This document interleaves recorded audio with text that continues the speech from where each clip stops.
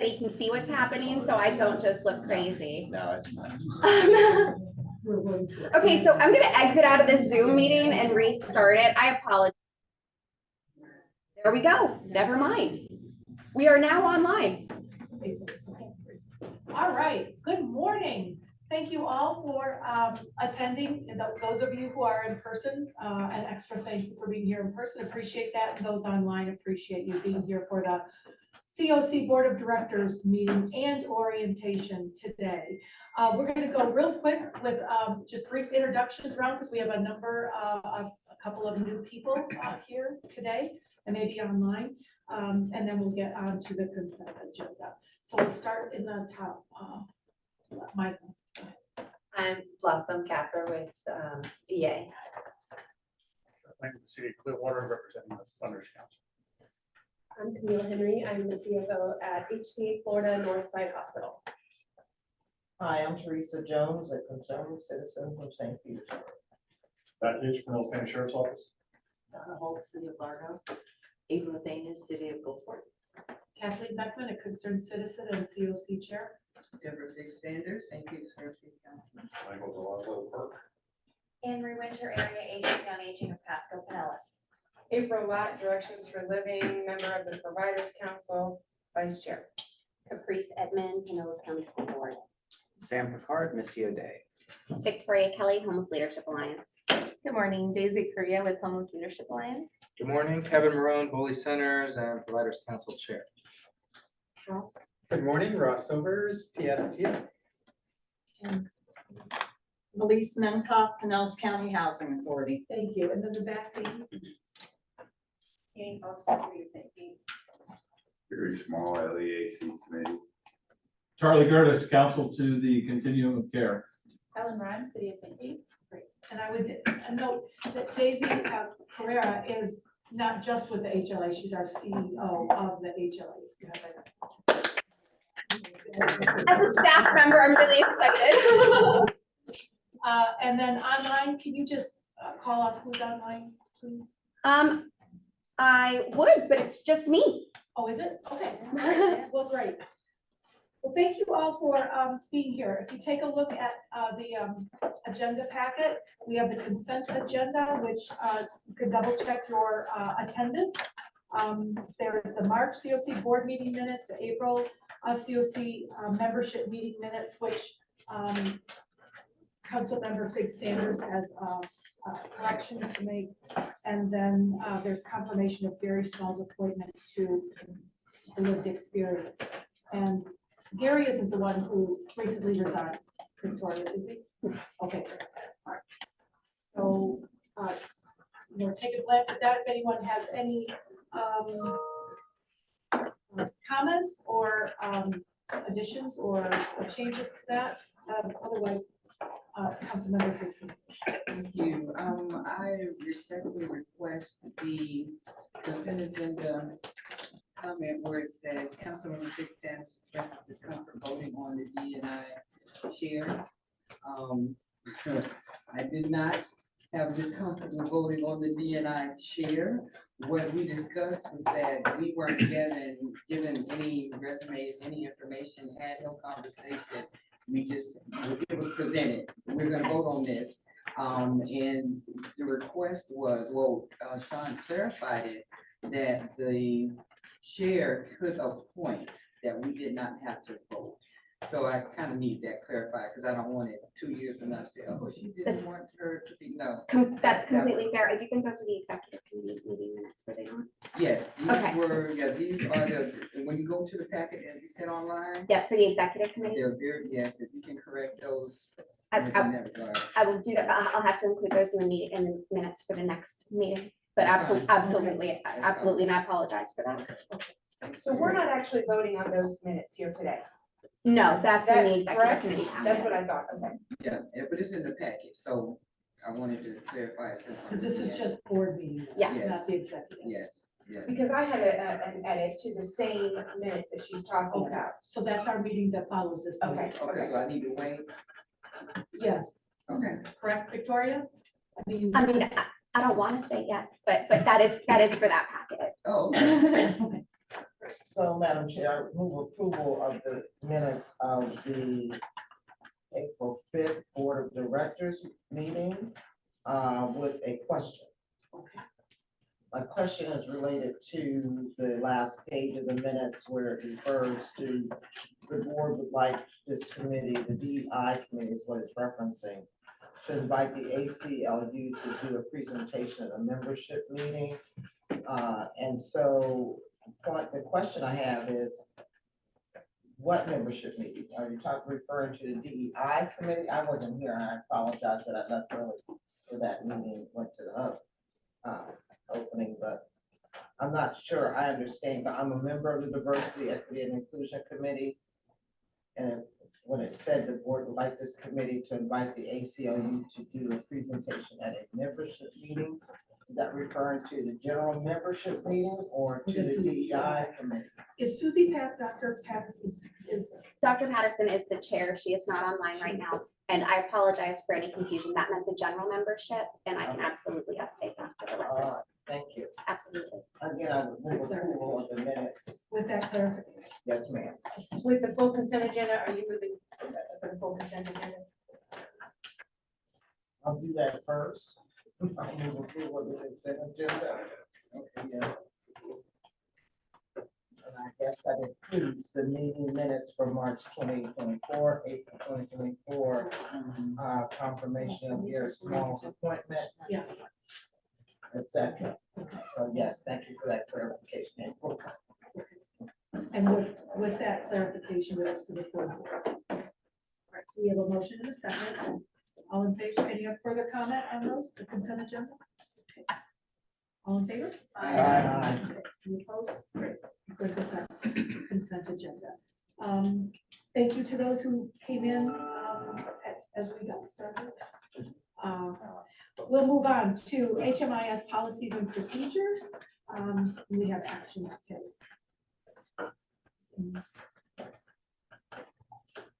Sorry, there was, Cindy Kazowich with HMIS is coming online right now. I think there was a little technical issue. Give us just a moment. Okay, those who came in just a little bit late, but just introduce yourself. We have a couple of new members. Danielle Thomas, Safety Housing Authority. Sarah Mann, designate for Sarah Bolo. Pastor Matthews. Janine Goley, Juvenile Welfare Board.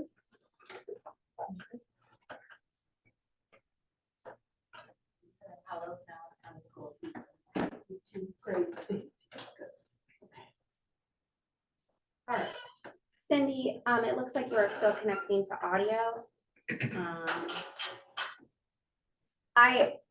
So just while Cindy's still connecting, I will say that the HMIS team has worked on updating the policies and procedures. They have put together the full packet that is included in the packet that was emailed out, as well as a quick review of the changes and updates that have been made. And that is what is here. I've lost Cindy entirely right now, so I apologize. Please give us just a moment while whatever is going on gets fixed. If it doesn't, we can switch coordinated entry mobility because Stacy's here if you want to do that. Do you want That actually, since that did not get approved at yesterday's meeting, no action is required. Okay. So I just heard it didn't get approved, so we're not gonna be even discussing the coordinated entry mobility transfer And policy. Michelle. Correct. Yeah, it didn't get approved, so we wouldn't be able to make an action today on it. Okay, so but We would we'll have come to back go- before the board for discussion after it's approved, and I'm not certainly say it didn't get approved by. Ooh, Providers Council and Funders Council joint meeting yesterday. all right, thank you. And can 'Cause I had some someone, questions. So I'll wait for some of that. Is it, Madam Chair, is it appropriate for someone to elaborate on what occurred at the meeting yesterday, since we have something in our agenda packet that we won't be discussing? Sure, that sounds fun. Yeah. Kevin, you want to talk a little bit about that, about the discussion? Kevin and Daisy, you guys are right there next to each other as Yeah. far as that. It didn't get passed. I'm gonna pull it up real quick for my reference. There were a couple items. The first one was related to family shelter. Our current policy, our current coordinated entry policy does not include family shelter in coordinated entry. So that was the first issue, is that we can't have family shelter as part of this when it's not part of our policy. So that's going to be removed, and they're going to create a separate. The purpose of it being in there was more of they're struggling with the tracking of families from shelter to shelter. So that was the intention behind it being in there, but it just wasn't. It couldn't be in there because it's not officially part of coordinated entry. So that was the first issue. April, feel free to jump in and help me. The second one was. There was also, sorry, Kevin, Go ahead. just the policy on the shelter flow, there has to be, like Kevin was saying, we would have to remove that piece from the prioritization of the shelter and create a different policy to discuss the flow of the prioritization of the shelter instead of having it under coordinated entry, because coordinated entry is for literally homeless or chronic homeless. So that was a question. There was also a concern regarding DV. It was not included in this policy, so we would have, or it was referenced to it, but it wasn't clear, so we would have to go back and review that as well. And I think just for clarity's sake, I think the concern on the BV was that it should be part of it, right? That it was a Right. separate policy because of the policy. So just for, not to speak for Mariana, but I know that that was a real important point that she made. and there was also a concern That it has of, to be.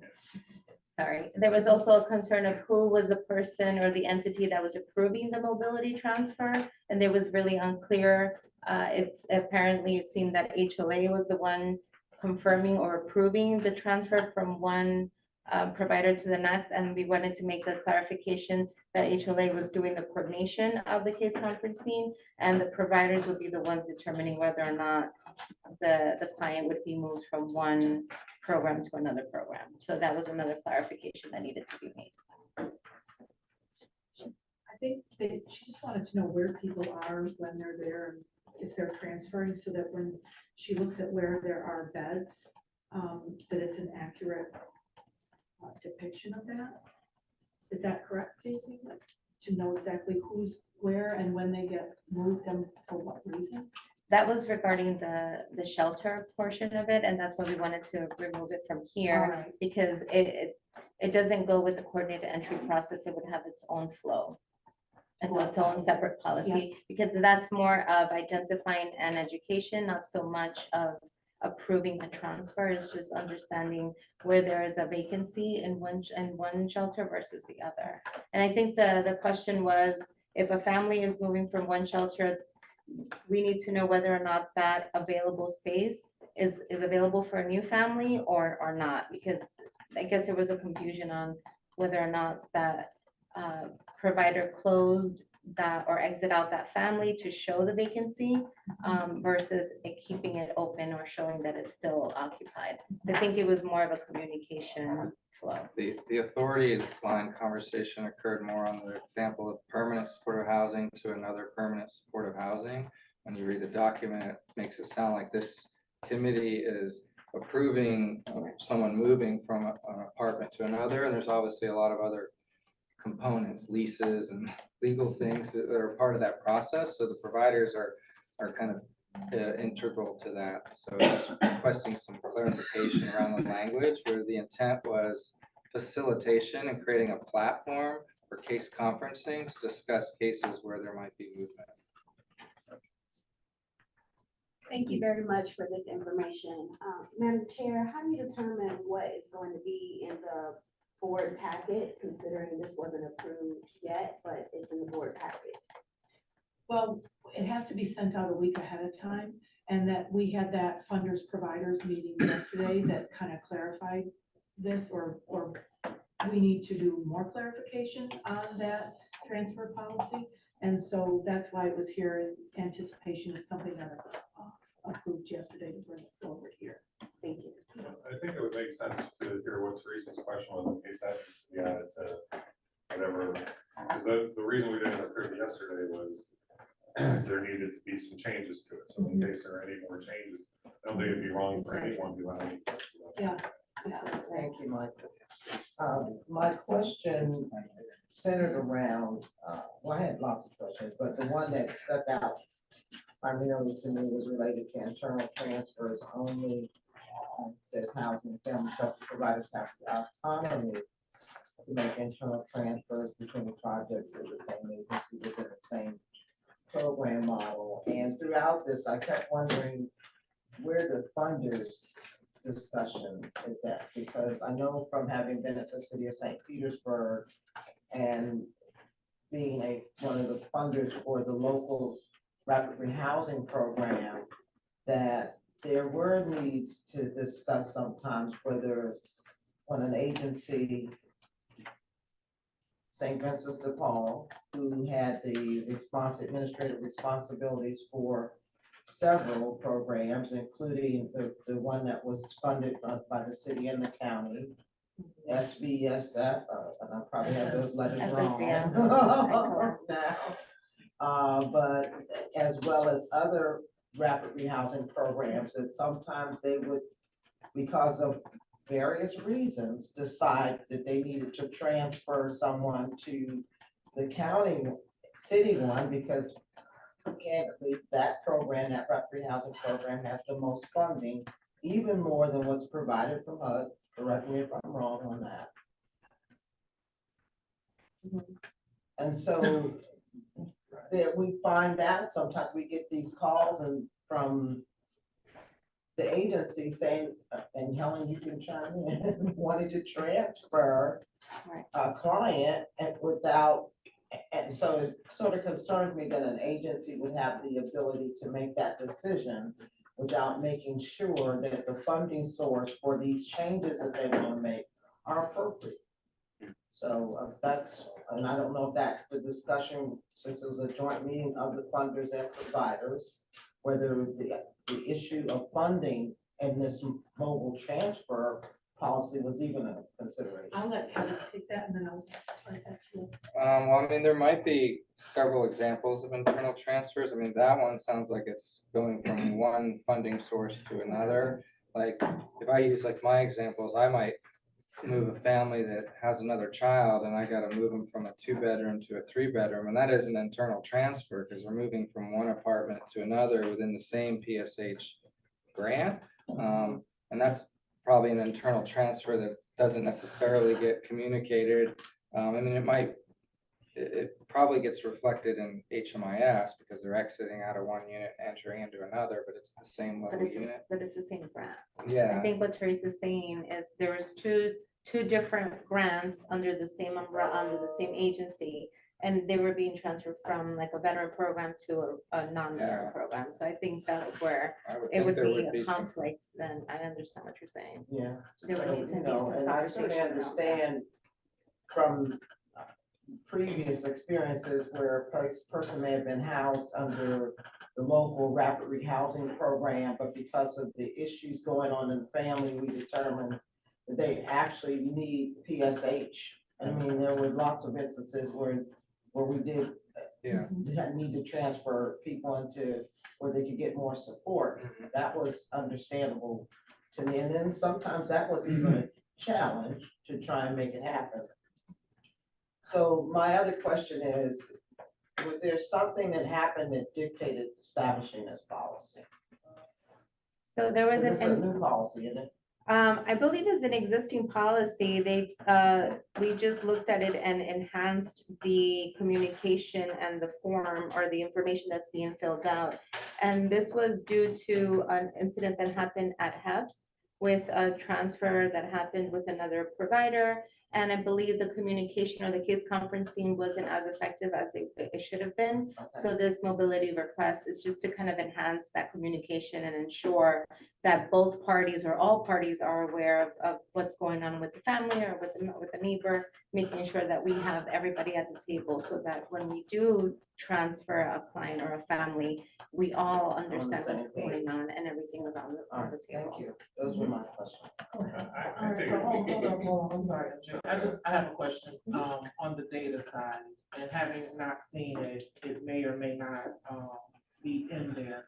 But how is the data being tracked within the transfer, right? So if I'm transferring from one org to another, how is first org tracking the closure?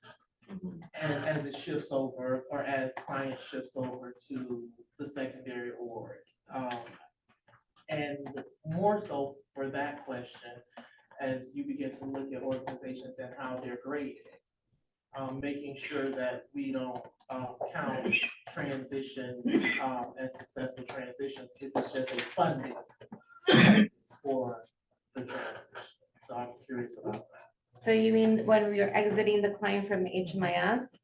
And you're concerned or you're asking about if it's gonna be like a negative or positive exit because you're transferring to another agency? Correct.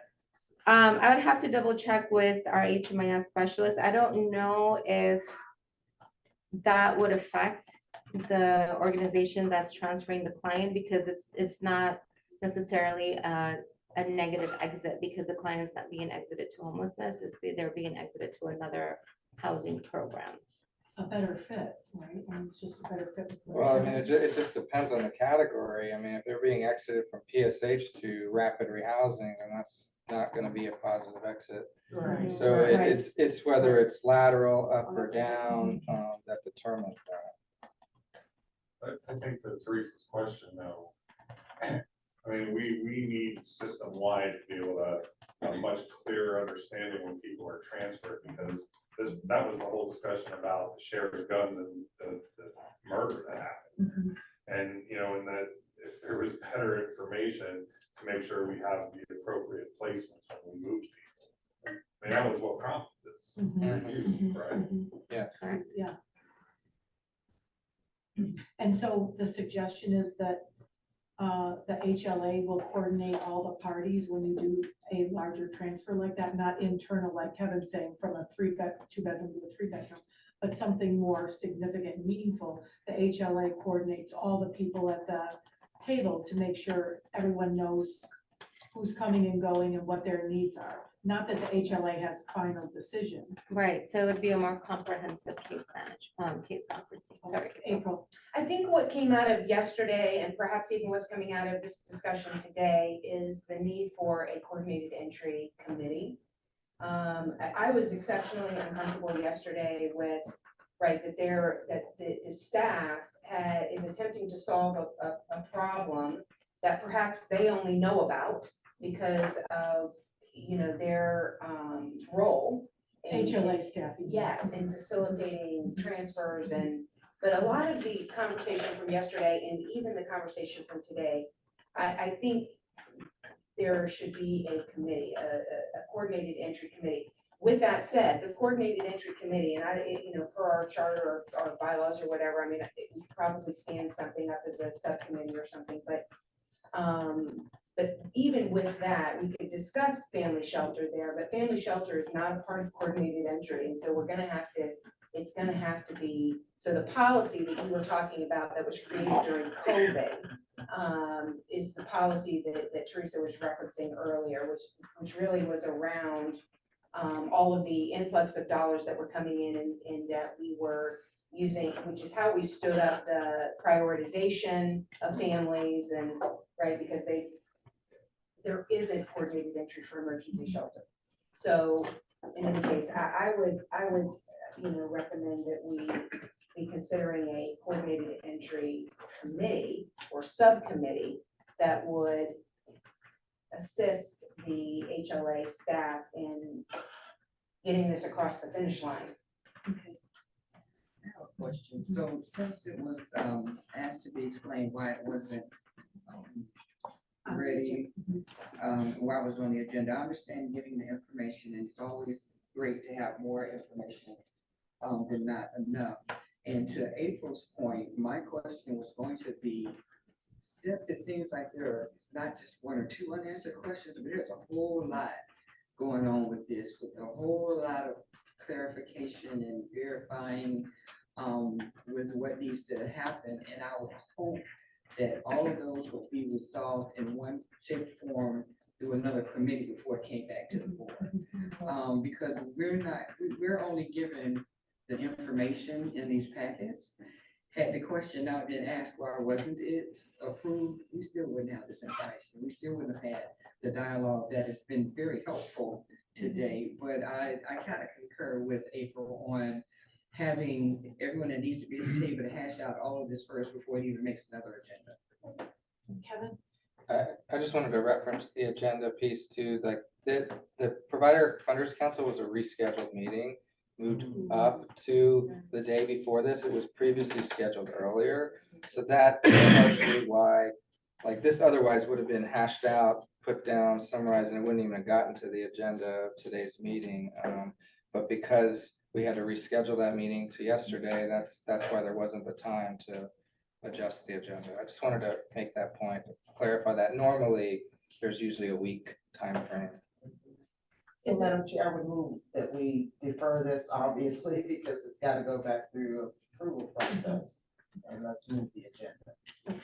Is there anyone, before we do that, that might be interested, just so that Daisy can take some names, to be on a subcommittee that looks at this coordinated entry to advise the HLA staff?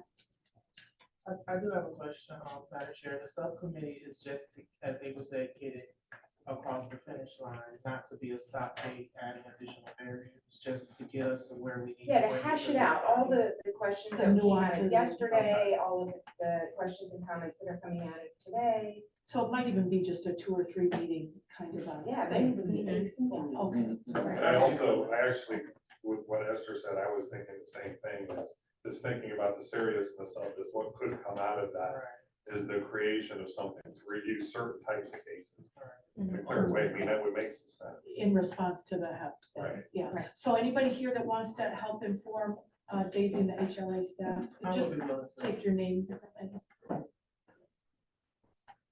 Daisy, I'll provide somebody from the city, I'll give you a name later, but if you reach out, we'll. Perfect, thank you. Daisy, either myself or Jane are coordinated entry specialists. Which one? Anyone else? That's fantastic. Yeah, I will, myself or someone from Directions. yeah. Okay. All good, Daisy? Yeah, good, thank you. Fantastic. All right, can we pop back to HMIS policies and procedures? Are they ready to go? Yes, actually, so Imani Smith, Madam is, Chair, there was a motion made, I don't know if it got a second or not. Oh, I'm Just to to defer. defer, because possible action. So do you want to vote on deferring that? Was the motion seconded? I'll second it. I thought, I know I was there, whatever. Okay. but second, let's just vote on it. Yeah. All right, so we have a motion and a second to defer the coordinated entry mobility transfer policy. All those in favor? Any opposed? Fantastic. Motion carries. so sorry, who was the second on that? The second. Thank you, Esther. All right, so our HMIS policies and procedures. Yes, so Imani Smith, with HMIS is parking her car. Imani has been stuck in traffic since 7:45 this morning. So yes, how did you know, Teresa? So Imani is parking her car oh, perfect, Imani, you couldn't have timed that better. All right, in that case, I will zip it and I will introduce Imani Smith with our HMIS team. Hi, good morning, everyone. I greatly apologize for my delay. That traffic across the bridge was no joke this morning, so I apologize. But thank you so much for making some space for HMIS to talk about our HMIS policies and procedures. Every year, we take a look at our policies and procedures and make a few updates based on feedback, not just from our HMIS staff and HLA, but also our CoC as well. We reach out to providers.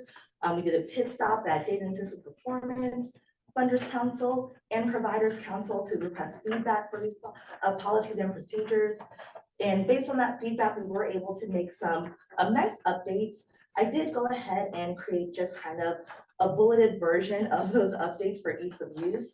The biggest changes were we did add some more clarity on victim service providers, comparable databases. There's a lot of updates from the 2024 HUD data standards. So we are trying to be what they call more client-centric and use more client-centric language. So we definitely updated the term victim to survivor to match those 2024 HUD data standards as well. We also made a few changes to add clarity to like user responsibility, add more clarity to our invoicing process and our HMIS licensing process as well. We also wanted to really solidify the process for agency accountability as well, and our corrective action plan, which Data and System Performance Committee really helped us out a lot with that as well. Again, our goal for this year's updates was just to make sure that when you're reading the policies and procedures, it makes sense, right? It's not too high level where it goes over our end user and agency admins' heads. They can understand it. We also, again, wanted to be in compliance with our 2024 HUD data standard updates, which happened last October.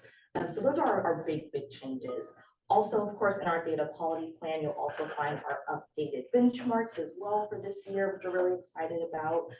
Not just our data quality benchmark that all of our agency admins utilize for data quality, but also our system performance benchmarks as well. And Imani, I just wanted to clarify. So HMIS, Homeless Management Information System, which is our database where we track all of our client information, collections, programs, and exiting programs. Just Thank you. wanted to make sure. I know acronyms can sometimes.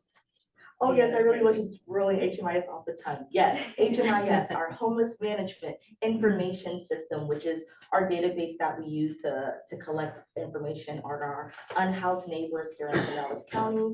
With that data, we compile that information, send it off to HUD during our annual reporting season, which is just wrapping up. We also support our agencies and our local funders with any data requests and report requests that they have as well.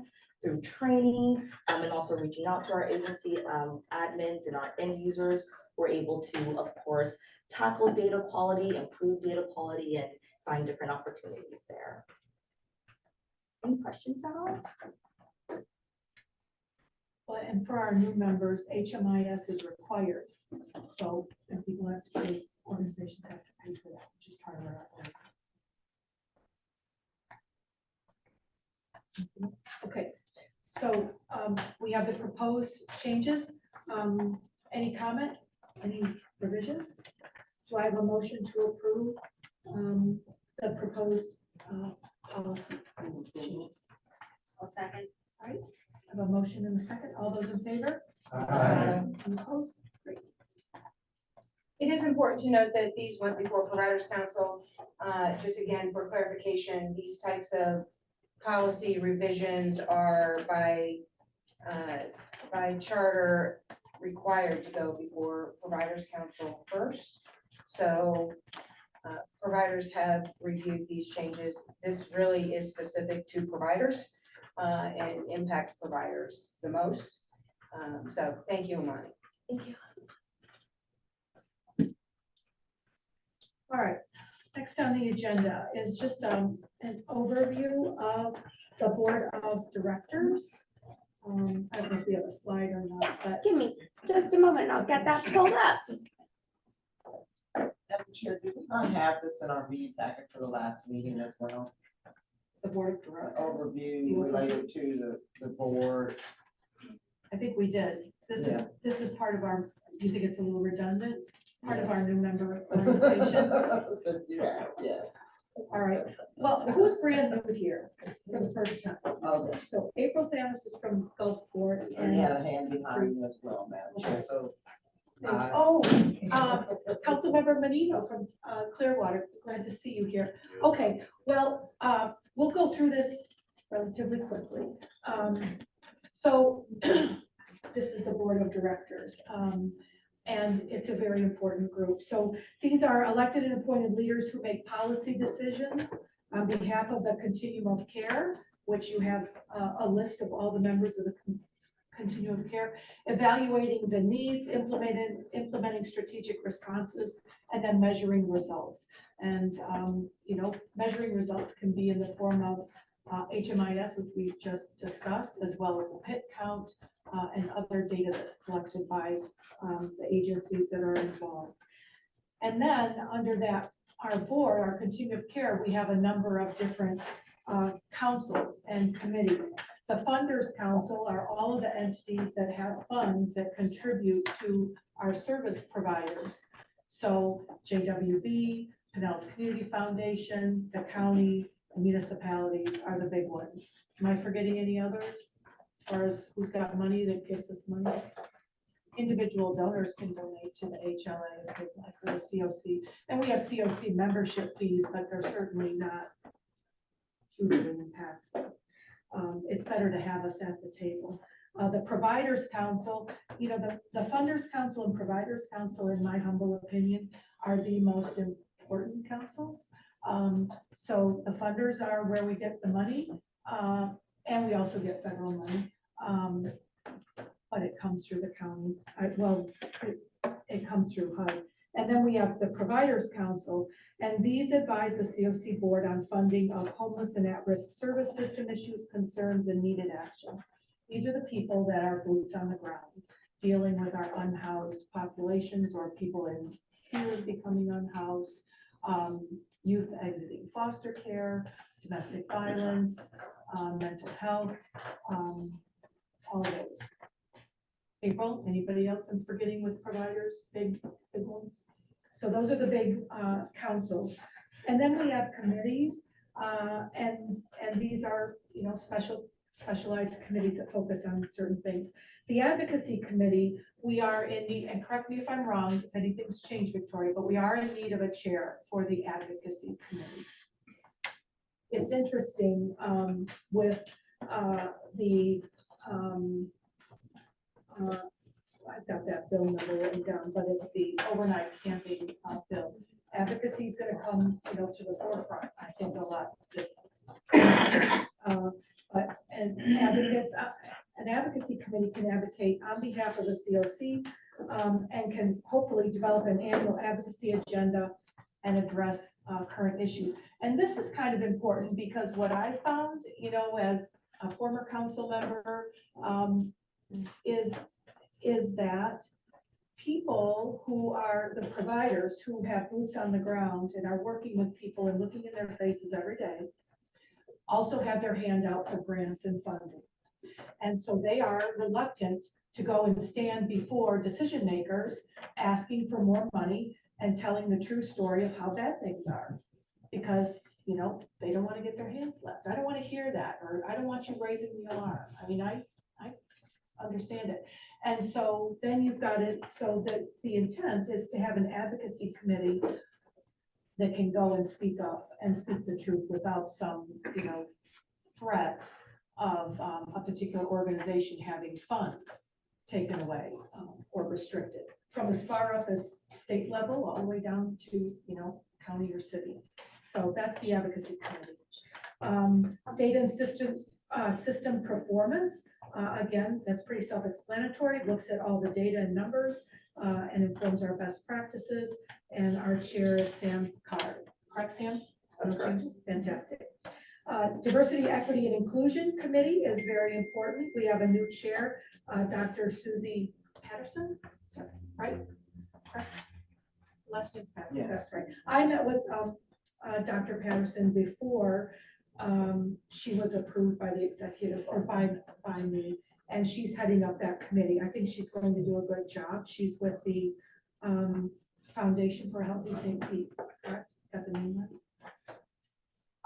But what's interesting about DEI, you know, just for new people, or that might not know, is that, you know, and correct me if I'm wrong, but HUD, federal programs want to see DEI in your organizations. It's can be part of the NOFO. And I think that's incredibly valid and helpful. However, the state doesn't like to see a lot of DEI, which is tough, you know? And so it's important to have that DEI committee, I think, to keep it at the forefront. Caprice. I know you mentioned that you're looking for an advocacy chair. Are there currently people interested in that committee? Trinia kind of mentioned it. Is she still considering, or? I don't believe Trinia is even still a member, is she? She's still a CoC member. And there have been a lot of people who have expressed interest in joining the committee once we have a chair and get started. And then my other question is, how will the other committees connect with the advocacy committee so that you can push the platform or the agenda of those committees as well? Because the advocacy committee is critical to all of the other components. So there's nothing for the advocacy committee has been written in stone.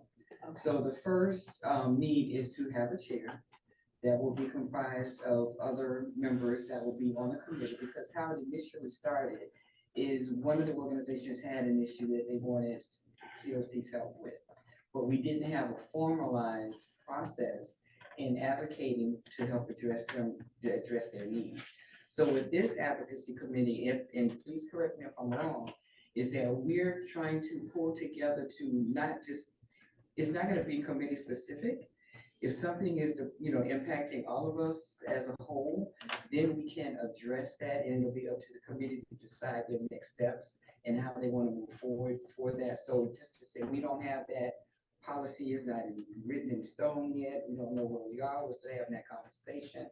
And so that's why getting a chair for this committee is crucial now, and how they're going to put that together. I'm going to spin this a little differently in this, because what you said, Kathleen, my recollection of these discussions is a slight different angle on this, because it's not so much whether my organization or Anne Marie's organization or the sheriff's office, who we are in the community, and you know, there's a perception of if Habitat, because I think that's when some of that discussion started.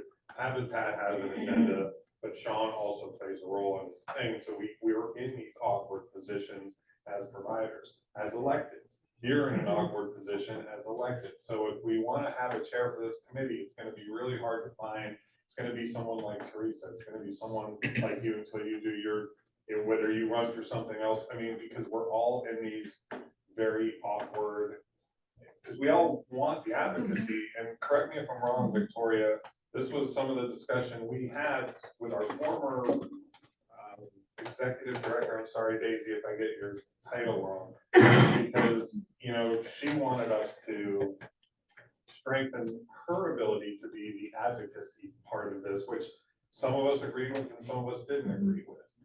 But I thought that that was an actually pretty valid point, is we have an HLA executive director, and maybe that's the best person to do advocacy, because then it takes away either, if I'm concerned that my funding is going to get cut, then I'm going to have an angle. And if I'm not concerned my funding is going to get cut, there's still going to be a perception that I'm concerned about my funding. And again, and if you're an elected, that becomes tricky too. You know, and so I think that that's what makes committees like that a little bit more complicated. And I'm not saying we shouldn't have a committee, but I don't know how we chair, because the whole idea, right? We were talking about getting in front of city councils and county commissions to advocate on more broader policy, but how do we do that without being, oh my God, it's April again from directions and directions. Right. Yeah, this isn't about directions. This isn't about the area agency on aging. It's not about PERC. There are bigger issues here, but how do we separate those? Right. Well, and I think one of the more recent one was the Sunrunner, you know, that people got up and spoke about, and you know, I spoke about it, but Monica got up and spoke about that one, but it was kind of this procedure with the executive board to kind of look at her statements and make sure that we were kind of on board with those. But I think this, new legislation is gonna be tough. And advocating for more funding and whatever those procedures are gonna look like and stuff. And so, yeah, something it was like, no.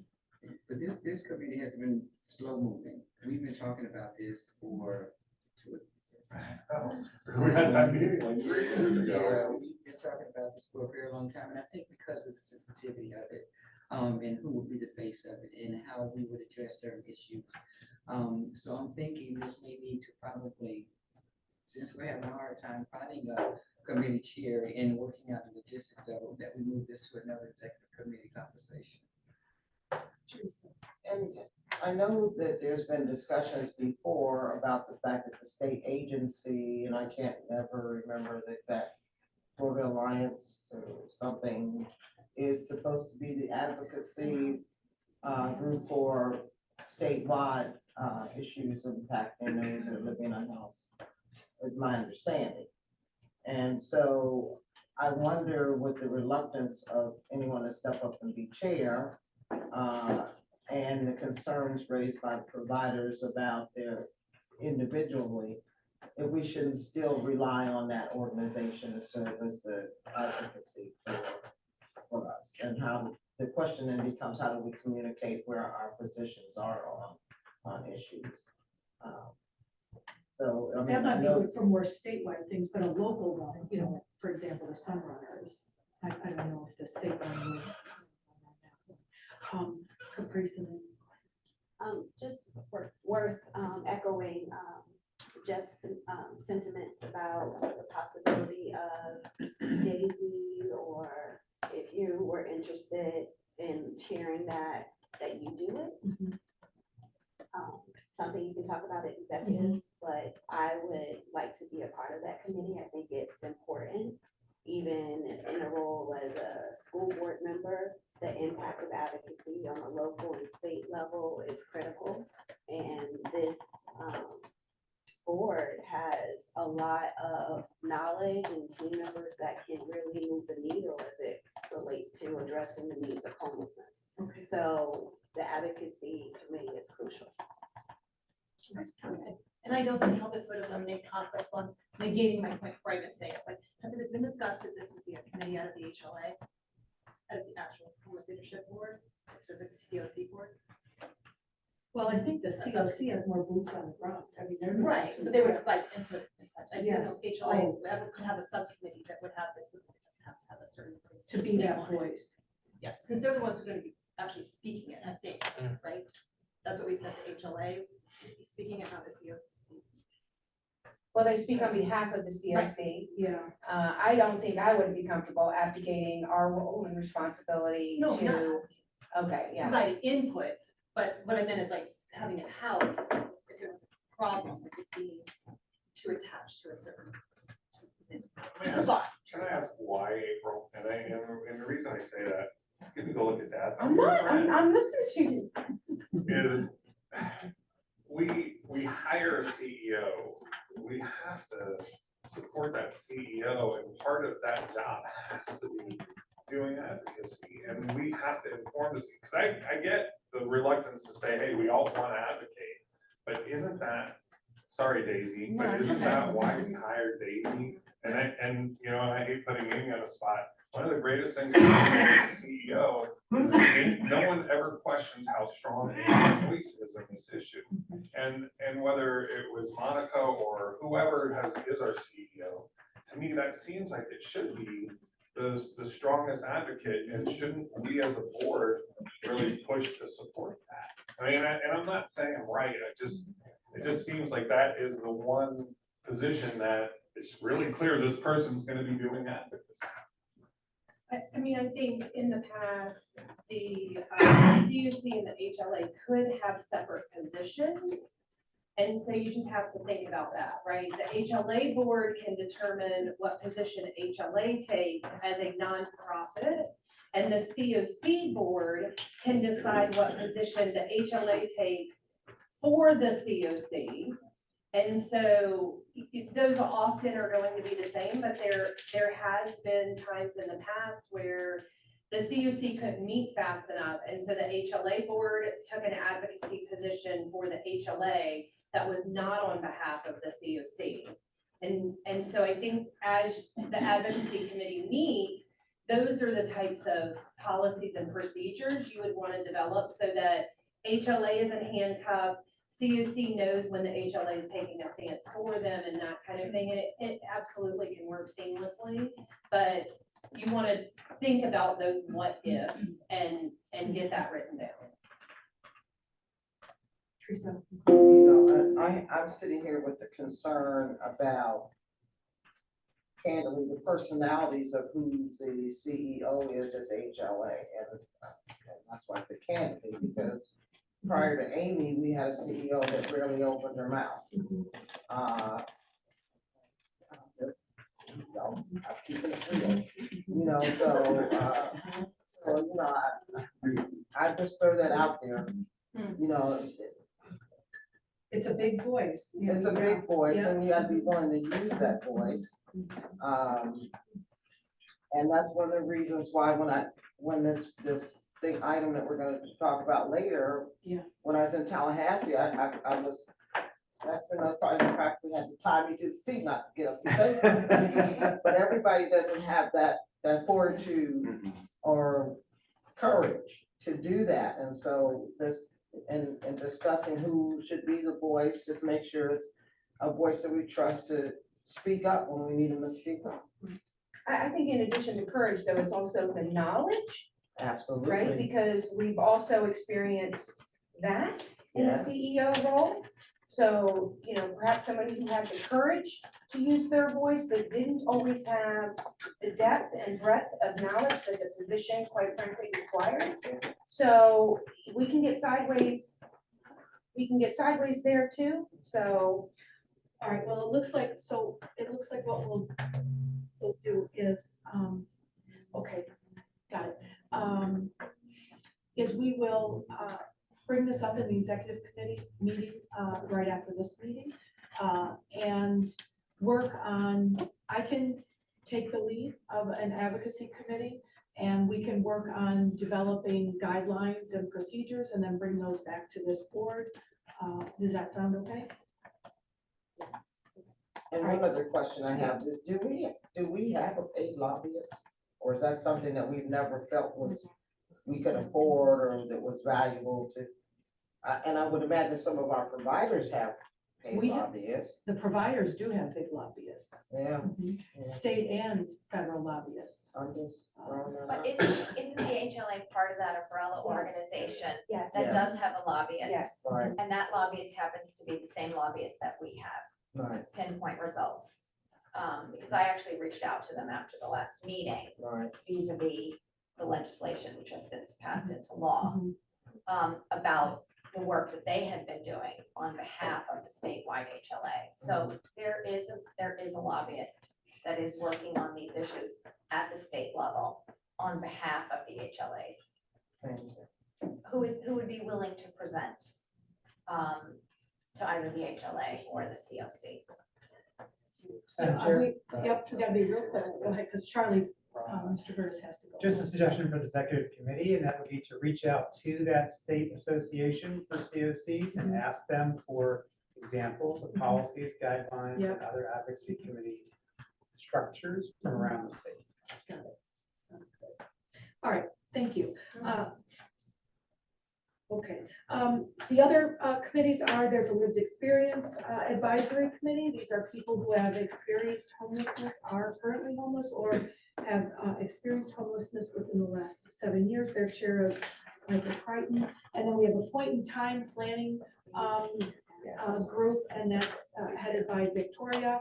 If you'd like to help her, and then a youth action board, and those are, you know, in the works. And then we have the expectations of your meeting. So we meet every other month. you need to attend a minimum of half of the meetings. And then Victoria has included in that packet all of the links to the MOUs and the different charters that you could look at. Any questions on that? Okay, so that's the information on the charter review. And I want to keep on track to respect our attorney, Mr. Gertis's time. Charlie?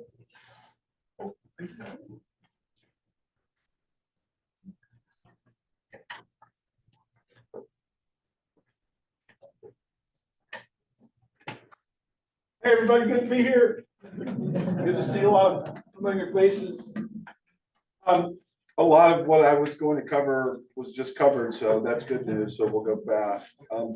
I was asked to just do a presentation on the charter, kind of a summarization of the charter, and also talk about Robert's Rules of Order. So real quick, the charter is what I would analogize to your constitution, right? So it's the overarching umbrella governance document that is matched up with the Hearth Act. So the Hearth Act says, in order to participate in funding, you need to organize yourself this way.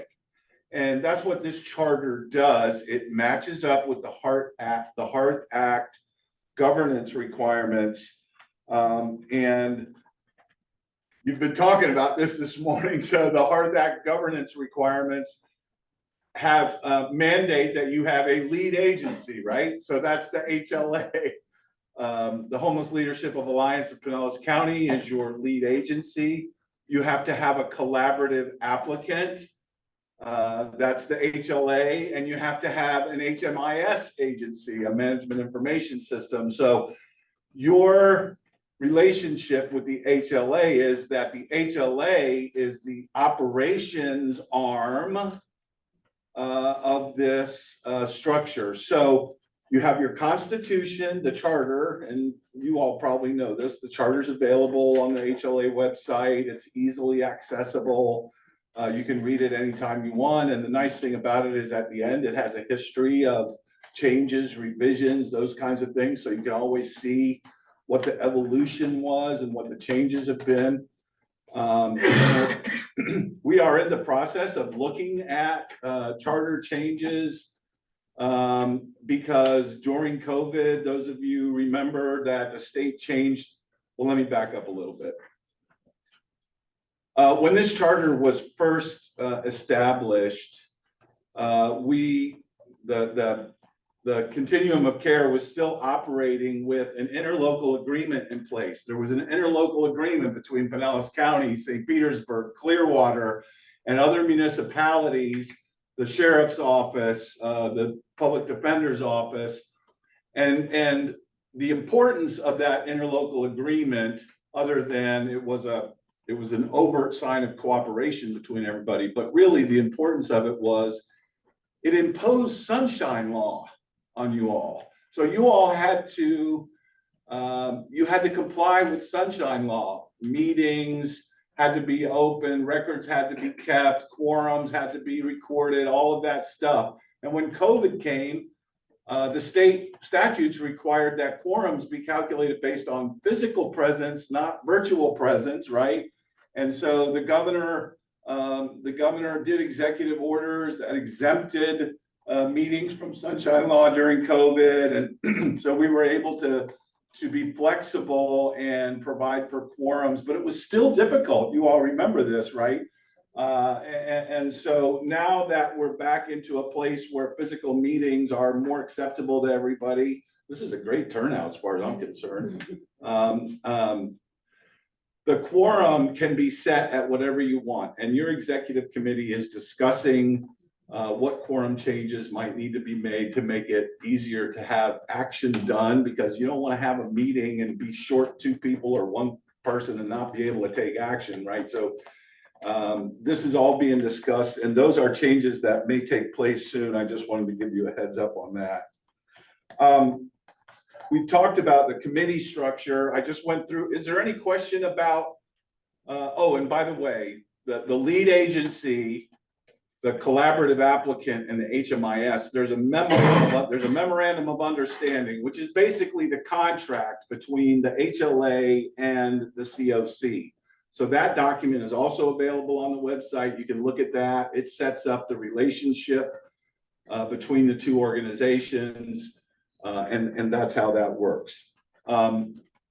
You just went through with Kathleen all of the committees, the most important committees that are in the charter, so I'll skip that.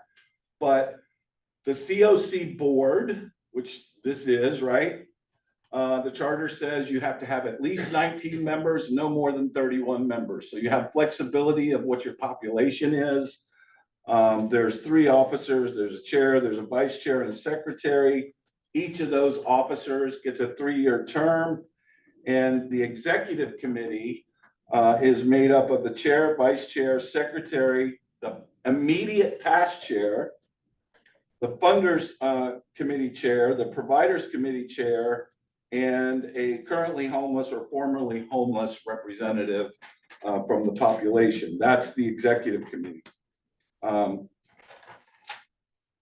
There are, I guess the message that I most want to convey to you is that this body, the CoC, is the policy and planning group for Pinellas County's homelessness solutions, addressing issues and providing guidance to those organizations, including the HLA, who are the direct, hands-on operators of the system working. So you are a planning and policy organization. Your policies and plans get implemented through procedures that the HLA adopts and that the committees adopt in order to carry out their responsibilities. And those are analogous to the ordinances and statutes that would fall underneath of the Constitution. So that basically is just a summary of how this governance system works. So before I go on to Robert's Rules of Orders, does anybody have any questions about the charter governance system? Okay, good. That means, probably means I bored you, but okay. Robert's Rules of Order. So I think you've probably all heard of Robert's Rules of Order. Many of you in this work and in other work use Robert's Rules of Orders. I made 20 copies. I'll leave them here with Victoria for anybody who, this is a cheat sheet, okay, for Robert's Rules of Orders. But it's just a system of, it's a system with the intention of having an organized approach and methodology to conducting a meeting when you have a number of people and how that meeting is supposed to happen. So things get done by motions. And I'm just going to go over a couple of the basic motions. A motion to amend. So if somebody makes a motion, Teresa made a motion earlier, if somebody wanted to amend that motion, they could first ask Teresa, would you accept a friendly amendment? If Teresa says, yes, I will accept your friendly amendment, then you don't need a motion to amend. Teresa can, on the floor, spontaneously amend her motion. If Teresa says, I'm sorry to use you, Teresa. If Teresa says, no, I'm sorry, I can't accept that as a friendly amendment, then you make a motion to amend. The motion to amend needs to be seconded. And the motion to amend needs to be voted on. There cannot be a second motion to amend. You can't move to amend the amendment. Okay, so you have to work at one amendment at a time. So you have the first motion. If the first motion gets seconded and voted on, yeah, you're done. Motion to amend. You have to vote on that motion to amend before you can go on to the next thing, okay? A motion to commit the subject to committee. So if you want to send something to a committee, this is how you do it. You move to send the item to committee for review. You can have a deadline. I always like to put a deadline on when the committee needs to report back. You don't need to do that. But your motion really should be as specific as you can make it, because we all know that when we're vague and we don't give a lot of detail, that, you know, we all end up later on trying to figure out exactly what was intended. So you can move to table something. This is usually used when you just want to put it off indefinitely. It's not something that's important. You want to just basically put it off to the side until somebody remembers it again or not. And so that's a motion to table. A motion to call the question. So once there's a motion and a second, then there's debate on the motion. And the debate has to be limited to the motion. You can't veer off and go on tangents and talk about stuff that's not included in the motion, but the debate carries on. Sometimes it can carry on for too long. So there's this motion to call the question, which means you want to end discussion and take the vote. Now, the motion to call the question requires a 2/3 vote. So it's a little higher threshold than just a simple majority, but you can stop the debate and get a vote if you call the question and your colleagues support your motion to call the question.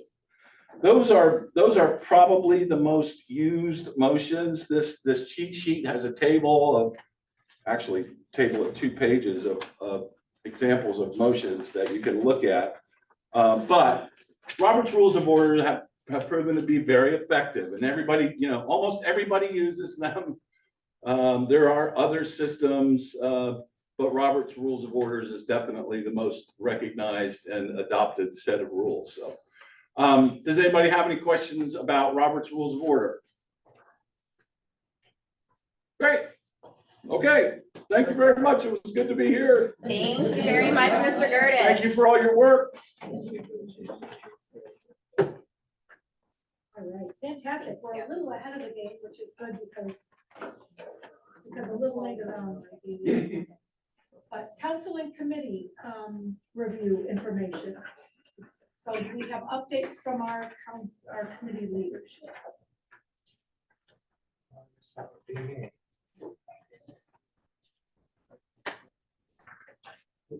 Keep it so moving. All good? All right, no big updates? I mean, I feel like let's see, we met, the Providers and Funders Council met yesterday. It was we meet twice a year jointly. This was our first meeting since August, and we some of the key things that we discussed were the mobility transfer policy, which, you know, we've already went over that. We did vote in our priority populations for funding, which is you know, to come in line between providers and funders as far as what we see as the key priorities for funding opportunities as the cities put those into their opportunities. And I have a summary of that right here. The funding priorities that were voted in and approved on were households with the following vulnerabilities and or risk factors. And so these were, the priorities were households and individuals that have life-threatening health conditions and accessibility conditions. So we had the word mobility and then changed it because of the mobility transfer policy. What we're focusing on there is accessibility.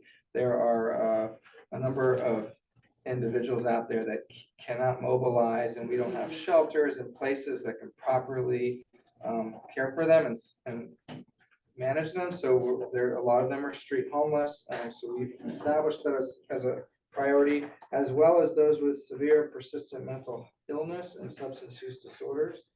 Domestic violence within the past 3 years. Those that are at risk of harm or exploitation, and as well as disproportionately represented minority groups. Length of time homeless, so chronic homelessness, and veteran reentry status within the past 3 years. In addition to those vulnerabilities, or as a part of those vulnerabilities, we established 4 priority groups: families with minor children, older adults 62 and older, chronically homeless households, and youth 18 to 24.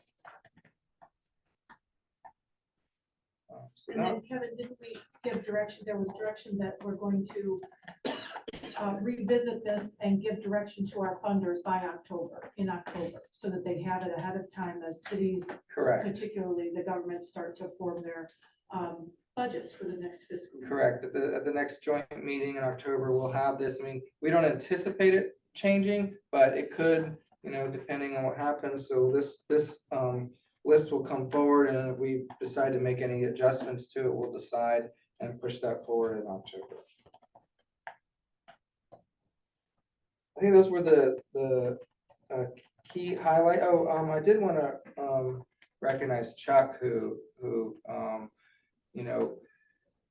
coordinated something that we've been talking about for years, and bringing different the local government together to try and get some coordination and common language in our application process. In particular, I think you referenced the CDBG application, and it's an early part, and Chuck mentioned it's going to take some time to work on this and get through these details, but it's something that we've talked about for a while, and I think it can really help to streamline, particularly for providers, process for when there's similar applications out there shared by different funders. So we really thank Chuck for his leadership there, and feel free to add. Yeah, for example, we might have a public service contract for directions, right? You might have do the same activity for the county, right? We have different applications, different contracts, probably require different documentation. It just doesn't make sense. It's really incumbent on us to get together to kind of align all that stuff. So through this year, we're going to try to get our contracts aligned by by the time we need to write them, and that will be for the current fiscal, the upcoming fiscal. And then by the end of the year, try to get our applications aligned, so we start our funding cycle again next January, February.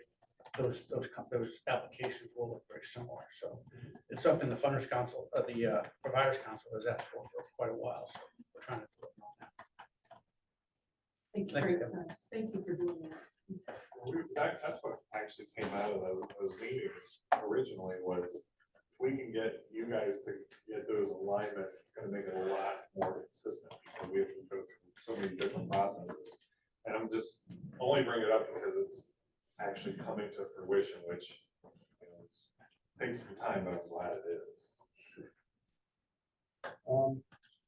And then the bulk of the meeting actually was probably spent in some robust discussion on the anti-camping law, but that is also on the agenda here today, so I'm going to defer that to that conversation on the agenda. That pretty much summarizes our joint meeting yesterday. Thank you. Yes. Thank you. I just want to thank the Provider and Funders Council for including seniors as one of your vulnerable populations. We know that they are the fastest growing population of citizens becoming homeless. So thank you very much. Appreciate that very much. Okay, no further committee reports? Thank you. Yes. Can I just talk about the lived experience committee? If you want to add, please do. But during the last lived experience meeting, members spent some time talking about this advocacy issue that will come up, and working on creating materials that could be shared to help kind of, how would you say, positively impact the community, reduce stigma, encourage community support. It's a combination of fund, community support, and I guess a warning regarding the upcoming no camping, overnight camping in public parks law. And I guess what we're trying to do is show people it's going to make the situation worse rather than help. In fact, it's going to be pretty. How should I put it? Foobar. All right, because nobody's prepared for it. Nobody's doing any funding for state level for statewide mandate to get people off the streets, out of parks, into a place that's, how do they say, fit for habitation.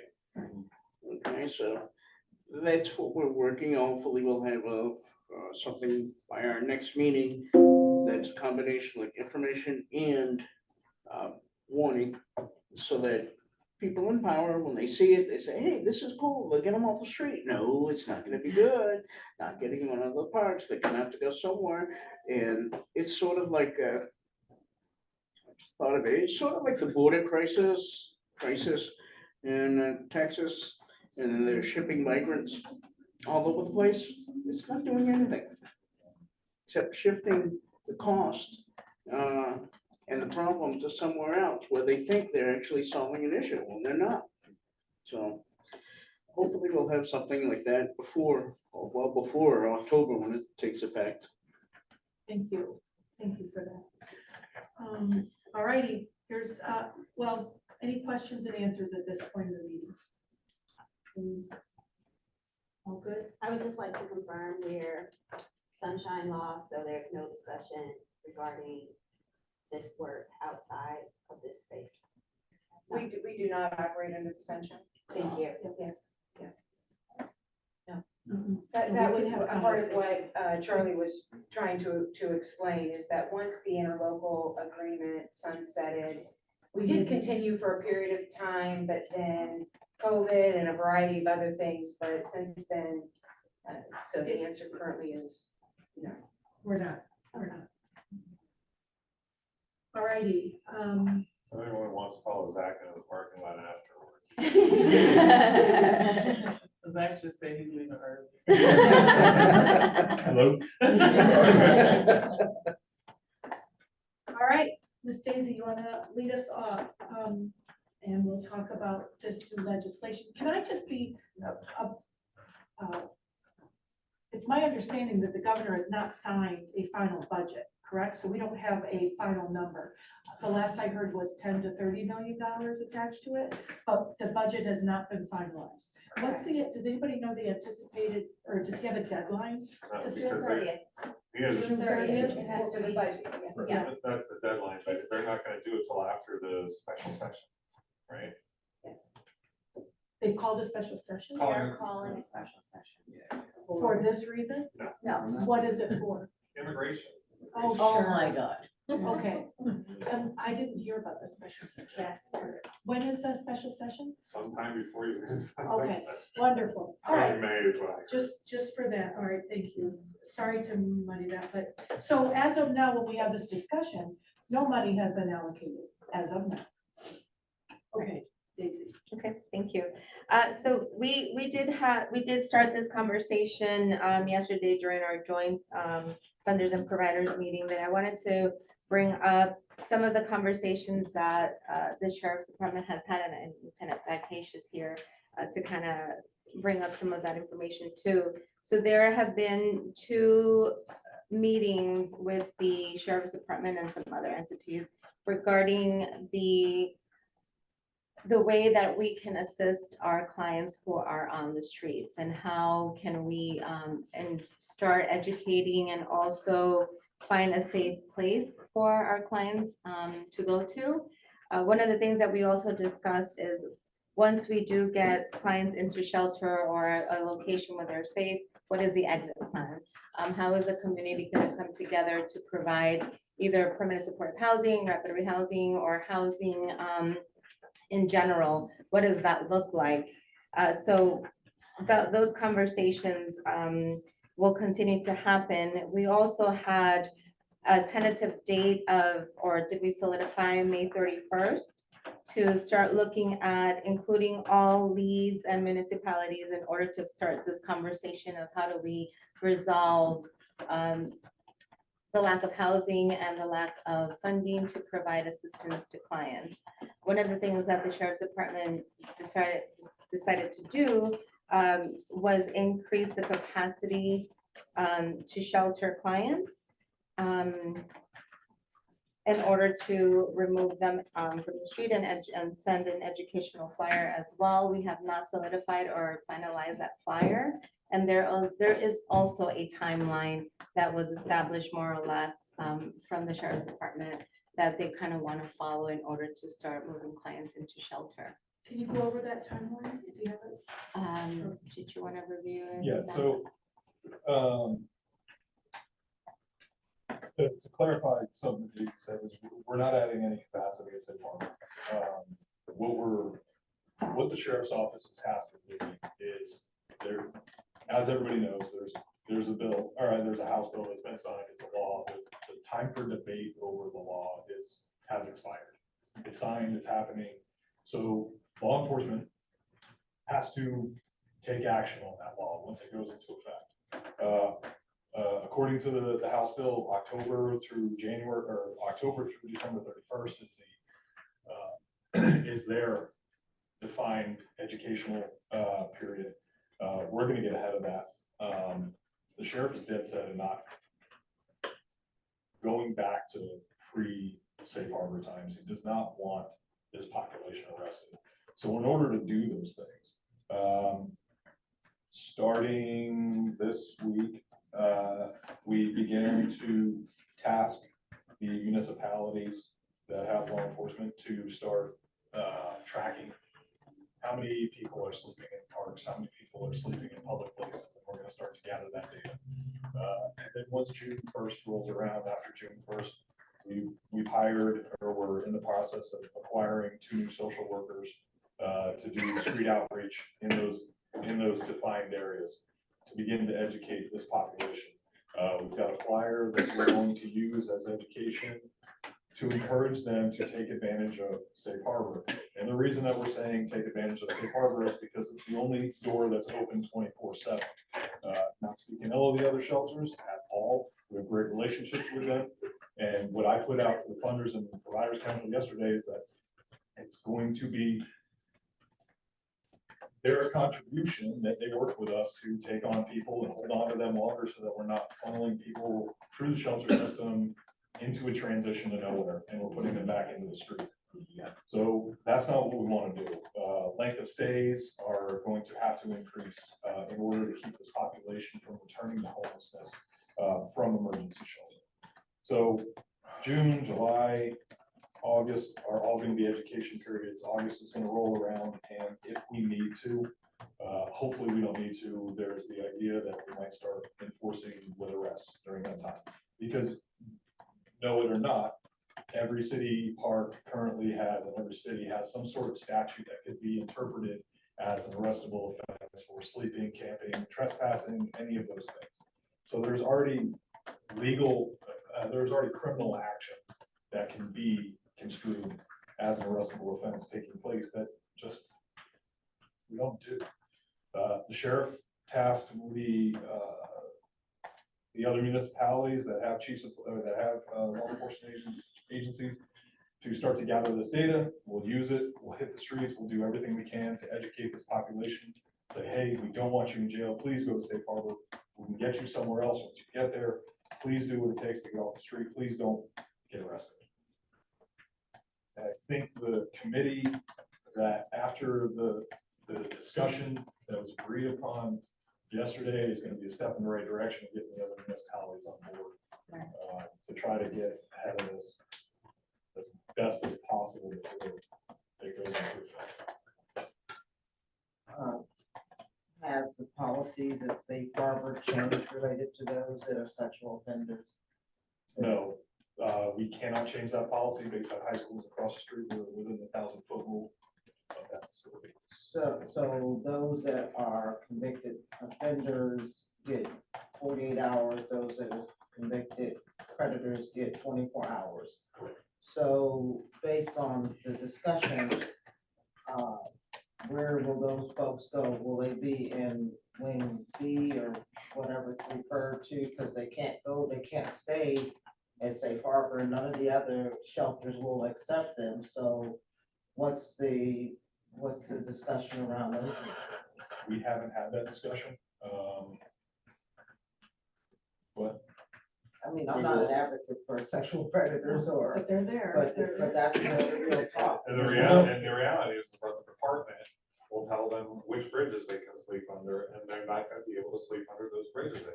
So historically, this is a population that stays off the radar as it is. This is a population that, I mean, if you know where they live, you know where they live, and it's on land that nobody's going out to. It is I mean, it's damn near booby trapped, going back out behind Wheaton Island and behind Gandy, where it's full of mangroves and there's a huge population of those individuals out there.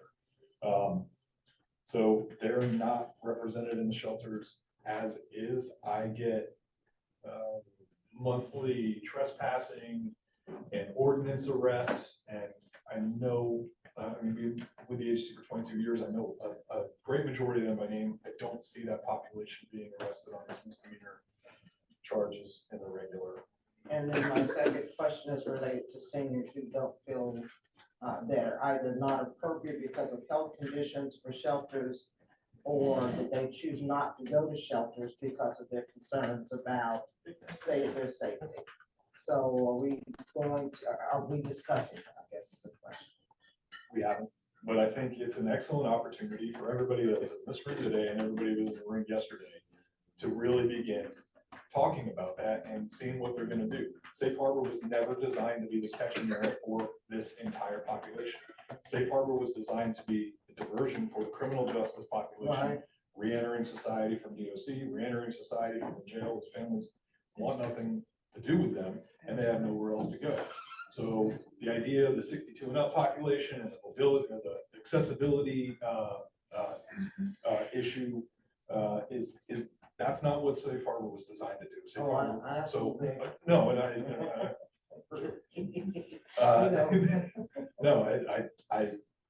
we're gonna do everything that we can. We are doing everything that we can, and that's the reason why the sheriff took this bull by the horns and said, let's get ahead of this. But it's on the decision makers in this room, and it's on the decision makers in the funders and that were in the room yesterday to come up and see what we can do. And my final question is, as I understand it,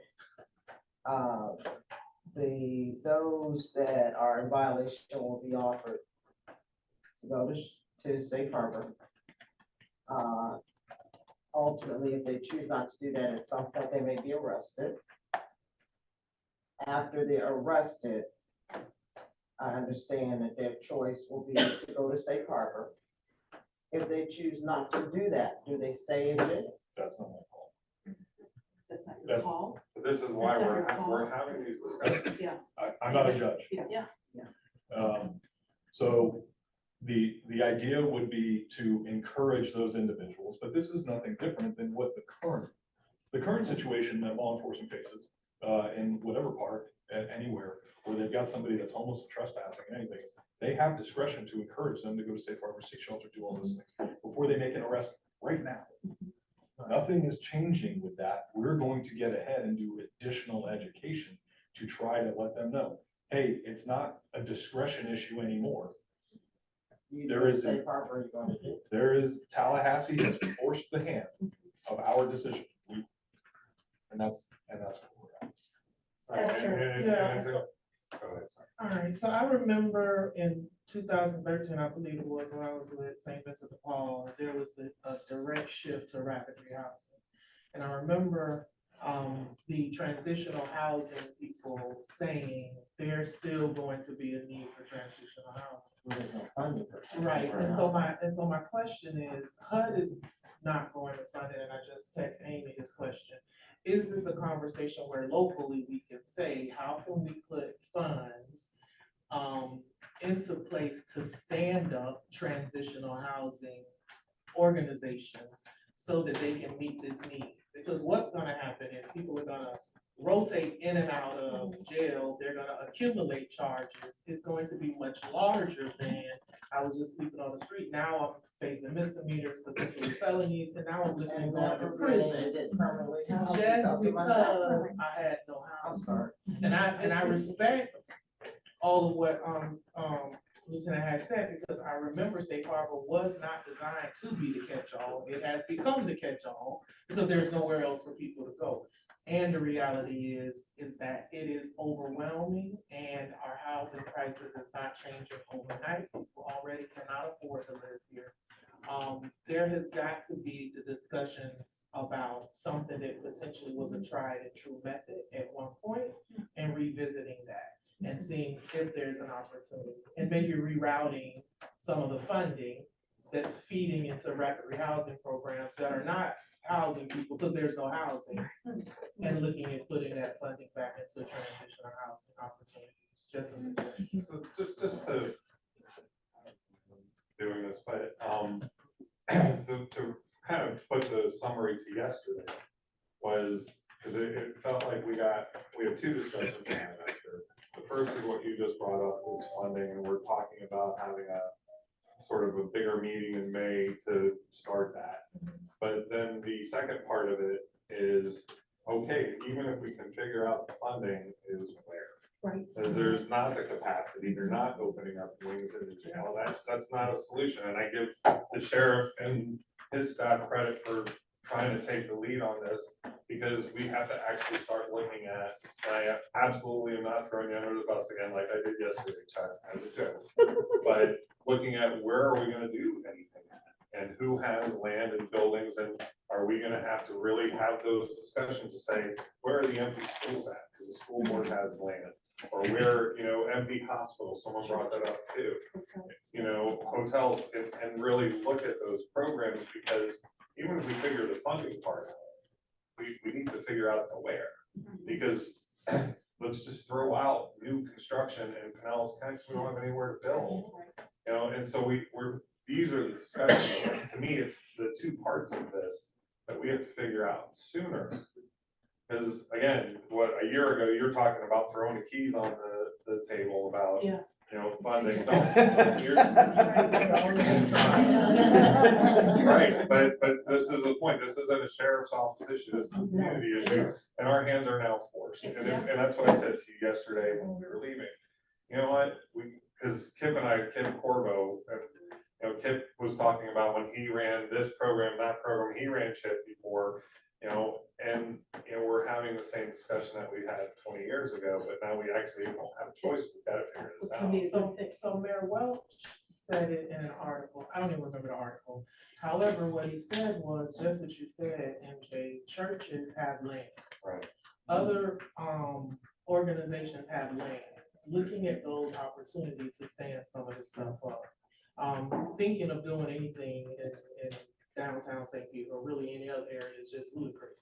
But there is still land that are owned by certain entities that can come into and fill the gap. Hospitals, churches. And colleges and such, and get this taken care of. There are a slew of buildings that are empty, collecting dust. What are we doing about it? Caprice.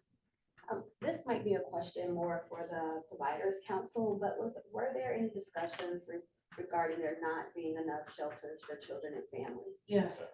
And what came out of that discussion? We've been singing that song for a number of years, and and I haven't even been here a number of years, but yeah, I think part of what we might want to do is take a moment, and Lieutenant Hayes talks about education and preparing for, letting people know that Safe Harbor, letting the people at Safe Harbor, and correct me if I'm wrong, these are going to be individuals generally under 60 years old. And so the law applies to everybody. And so if you're dealing, pardon? Individuals, but not necessarily. Well, I'm saying, we need to be prepared. When you talk about getting ahead of it, we need to be prepared for children and families and people who are handicapped and people who I had a friend who has open wounds. Safe Harbor wouldn't take him. He became homeless. And so let's make a list of the people that Safe Harbor doesn't take. And if they are, people with sexual offenders or predators or whatever, that's the reality of it too. I mean, you can take your people in and allow them to stay there a little longer, but we now have a whole new population that we're obligated to find shelter for. And I think that we need to have that list and really know what it is. April? We did talk about children and families. I talk about children and families at every meeting that I Yes, she am does. in for the last 20 years, okay? And people get sick of listening to me about children and families. So yes, that is on the list to, that.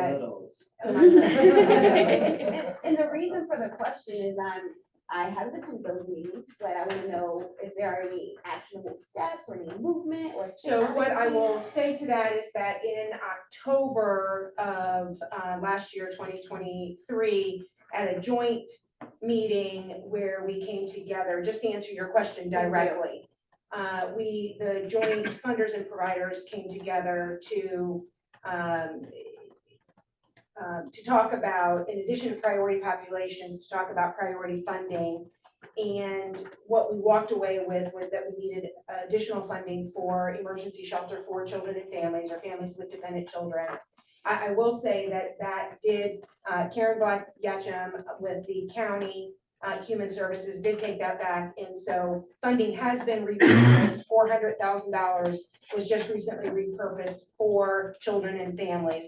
I believe that total $400,000 is contracted with HEP in North County. And I believe that's in addition to $300,000 that they already were receiving that came from when Commissioner Karen Seal sat on this board.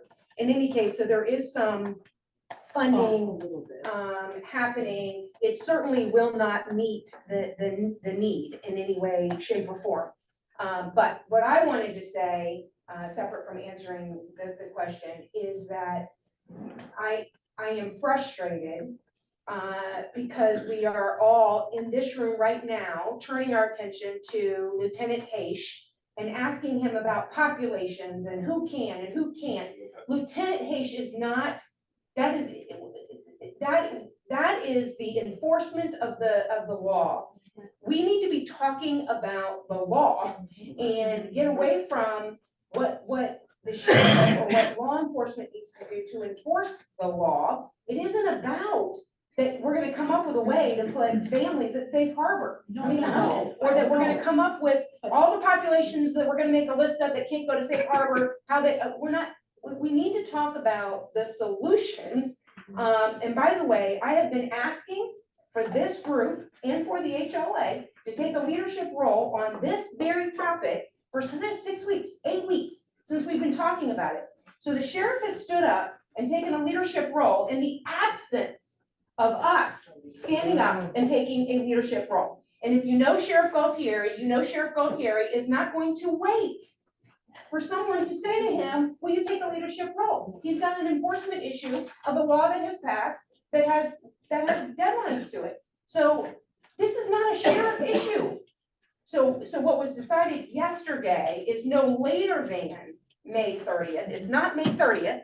It's no later than May 30th. As far as I'm concerned, if we could convene the people that need to be convened by tomorrow, by Monday, right? Because it is not going to be a one and done issue. This is a massive issue, right? The Pinellas Hope, who's not even here, right? Pinellas Hope, who is the camping, right, shelter, right? Safe Harbor, as Lieutenant Hayes just said, is not an emergency shelter for the homeless. It is a jail diversion program. How many years have you been saying? How many years have I been saying it? I mean, literally, I feel like my head is going to explode. In any case, and it's probably irrelevant, but it is important to say that Pinellas Hope recently convened a very large group of people. I don't know who all the people were, but they were from locally. I did reach out to ask Amy if Mayor Welch was going to be there and those kinds of things. He was not, and this was not a topic for them, which I think was an opportunity lost. But in any case, I do think that Pinellas Hope and or the diocese, the Catholic Diocese of St. Pete, and the people who have been investing, and I just would like to hear what they have to say. I do know that, for example, Helen mentioned yesterday that she had a conversation with them about a particular need that the city of St. Petersburg had, and they were able to purchase 25 additional beds there at Pinellas Hope. And so again, my question is do they have capacity for 100 new beds? Do they have capacity? I don't know the answer.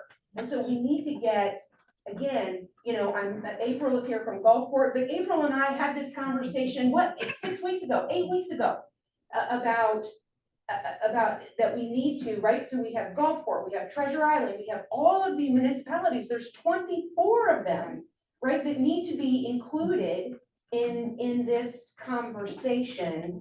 I will also say, this is not unique to Pinellas County, right? This is happening all across the country. And there are brilliant solutions that are being discussed and implemented and funded with people coming together who are facing the exact same problems that we have, right? There's no land, there's no funding, there's no, all the same things, and they're figuring it out. And so if we are going to just abdicate like all responsibility to the sheriff's department, we can all sit here and talk about all day long what that's going to look like. It's gonna be a waste of time. We need to get together and be talking about the solutions. So, and I think that's, hold on a second, Victoria, do you need to? There was just a question online that I just didn't want to get missed at Okay. some point. So first of all, Karen did want to note that funding amount was correct, but Arrow also asked, sorry, about 17 minutes ago, Arrow just wanted to clarify the term, the times people might spend in jail for the max time somebody might be held in jail for the offenses that you listed. That you might. I'm not a judge. We can't determine that. Law enforcement can't determine that. We don't, technically it's up to a 6-month sentence for second-degree misdemeanor. Okay. But- Deborah. Thank you. So the perfect example, everybody, wonderful conversation, and I'm going to be one to call the question. What I've heard, and I'm hoping that our chair will go ahead and let us, because I hear you, Amy, you have been talking about this issue since the last time we got together. If we could possibly, this would be one of the fantastic forums for our advocacy committee. But when we have those issues, we do have a new CEO now, who's sitting at the end of the table, who has not commented on any of this yet, because we are trying to pull this together. You know, she's new. We have new members here today for the first time, because we really don't always operate like this, everybody. Please believe it. So we're doing multiple things today. We're doing multiple things, and we're having multiple conversations. So I'm hoping we can move on to the next. I hear you, April, to see how we can be more intentional with coming together with the conversations, because we have to, for HLA to not make stances on things like this. We've talked about this over and over and over again, to not openly make stances on this. You're right about Sheriff Archer. He's not gonna, he's gonna keep it moving. So I think this is a learning experience for us that I'm hoping now you can see the reason why we need an advocacy committee. You can understand why we need for the responsibilities or the accountability of the executive director to be clear in going back to what Jalazo said. So I'm hoping we're good with this, and thank you. You have been a true sport with how you've handled it. I do appreciate that. But I'm hoping now with this, you see what the need is for us to get together and have these conversations. But I have to agree with April on this. We've talked about this so many times over and over and over and over again. And we still had not come to that resolve. So I'm hoping that this will be a shot in the arm for us to move forward. And poor Kathleen, trying to keep all of us together, bless her heart. We're gonna move forward with this, because hopefully we can move to the next thing, because we will be talking about this for the next. We have 27 days Yeah. until May 30th. Yeah. I just want to say that. I had my hand up. Well, I know, okay, so, I appreciate calling the question, but it is, we have, it's only, 10:45, and I think while to put this on a committee that hasn't even officially formed yet, I think you all need your voice, I need your voices. We need the voices, but that's not what I'm saying, putting on a committee. What I'm saying is this is a perfect example why we need the committee. Sure, oh, yes. And I'm also a strong proponent is just because you have the time doesn't mean you have to use the time. I believe in being efficient. But in order to, and back to Esther's comment, we need to decide how we're gonna move forward. And today would be a perfect forum to do that. But when? What does that look like? Because April has had this conversation with us. We have an executive committee meeting right after this. right after this meeting, so when you all in your parking lot, we still can talk about this. So I don't know if that's something that we want to convene and have that conversation at the executive committee meeting, or what does that look like, since a lot of the executive committee members aren't here? Just a prime example, Sheriff Vic Sanders to immediately call a task force to immediately address it. Not saying, because April said tomorrow's Saturday.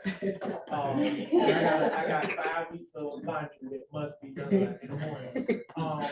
However, like Monday, Tuesday, like we have to do it, because having worked in the homeless arena for so long, this has never been seen before.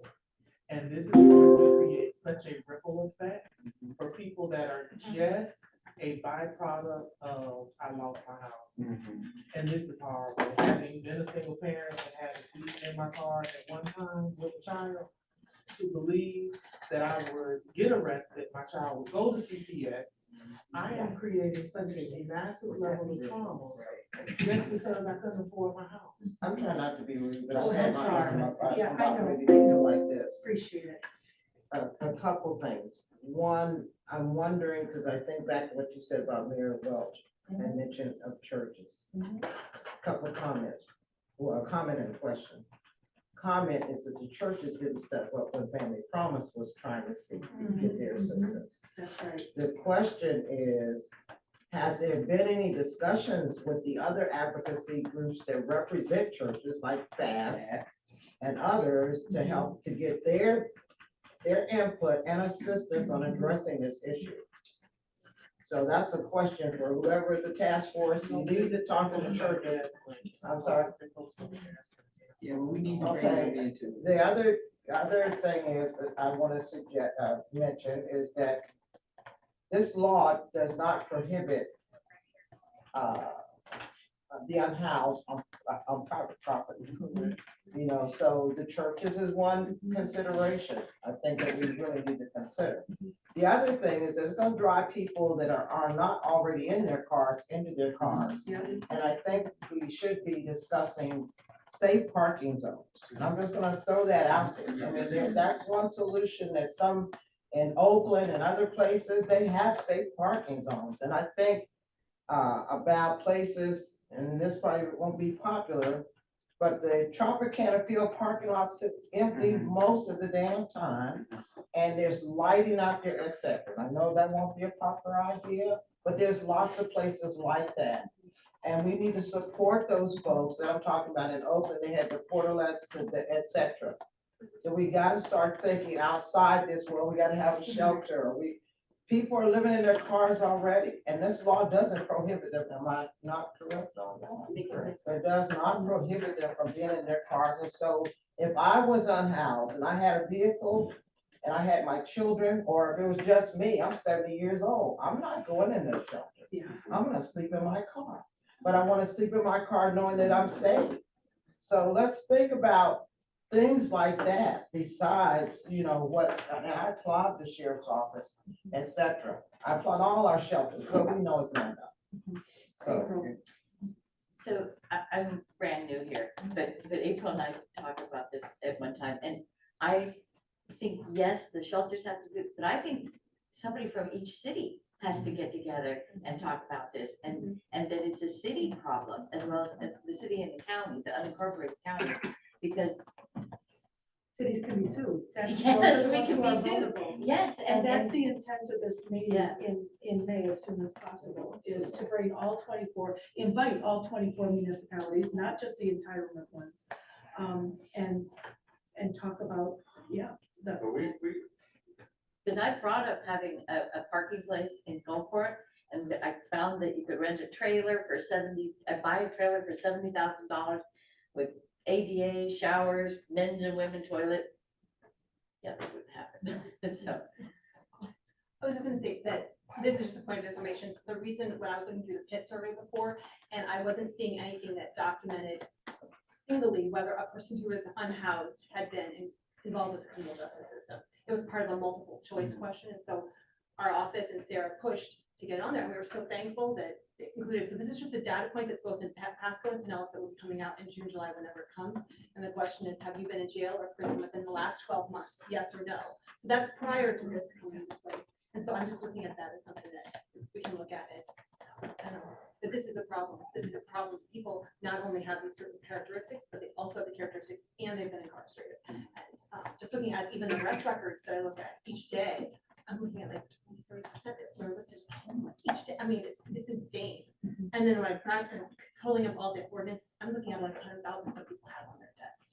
They'll never get out of that. So they're never gonna transition out. So let's see them.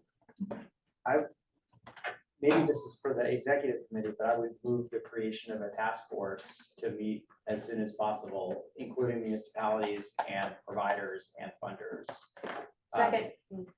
And I think looking, thank you. I think the other piece, using some of the task forces that we've developed for quick crisis intervention for like the Capri mobile home, or like when the Mosley closed, that kind of model, thinking big, but thinking quick about how do we immediately do this and how do we do that in a way that sets us up for the future, not just spend a ton of money to create something that's going to close in a year and we won't be any further along. Michael and then Daisy. Wait, did we move? That wasn't a motion. Oh, I'm Motion, sorry. and then Oh, a April motion and a 2nd. second. Thank you. I'm sorry. Okay. Clarification of that motion. So Sure. you said to set up a task force, just within the CoC or Not at people all, outside? no. That's not what you said. No. Okay. We said to include every municipality? Oh, okay. So I think this should be the discussion on the task force, because I just emailed Tim Burns, we have a meeting of the Public Safety Coordinating Council on Monday.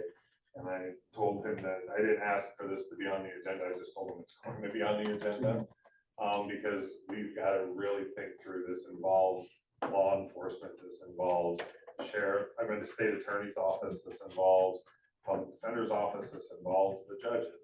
And so that we already have this, or we meet quarterly and we happen to be meeting Monday. So this needs to come up. And every meeting, I look at the precincts and say the school board has to start this discussion. City council, county commissions, we all have to have these discussions, because if we're gonna come up with solutions that are realistic, long-term solutions, that everyone has to be at the table. This is like, I don't know who shouldn't be at the table, really. And so I'm gonna bring it up. I even think about when we took RV trips, you can park in Walmart parking lots when you bring up parking. And they like it because people then come shop at Walmart. We've got to be living outside the box, but this is this is absolutely critical. So it will be on the agenda for the Public Safety Coordinating Council, because, I can't echo April's sentiment anymore, and I don't want her head to roll, because I really like people. Is that this is not, great that Bob has taken leadership on this.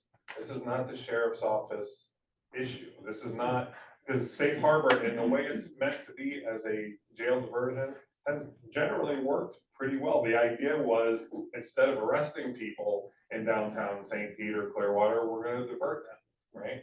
So this is a part of a solution. This isn't their problem. This is all of our problems, and this needs to go in front of the chief judge.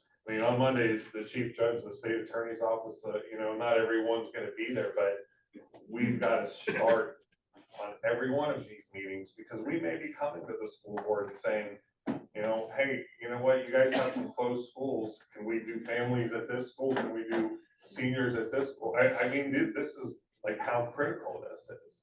And I'm not asking that of the school board, like I told Chuck yesterday that we're gonna reopen the CHIP program, which he assured me we weren't.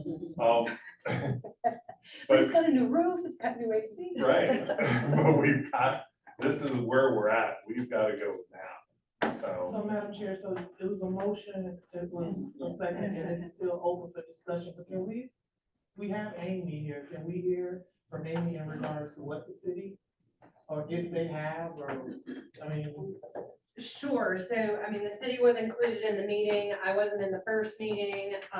I thought I was going to the meeting to talk about some of these system issues that we need to be talking about. For example, one of the things y'all haven't talked about today that could happen that would be harmful to the system, which is why you need to have a committee, is the city of St. Pete just purchased 25 beds. We did that by adding capacity. Largo just purchased beds from HEB. I don't know if they added capacity or took away capacity from the system, but the city of St. Pete and the county are one of the only ones funding all of our shelters. So what is to keep me from marking all those beds as my beds and no one else's beds in the community, which is not good for the system? And so this is one of the reasons the system needs to have a conversation about it.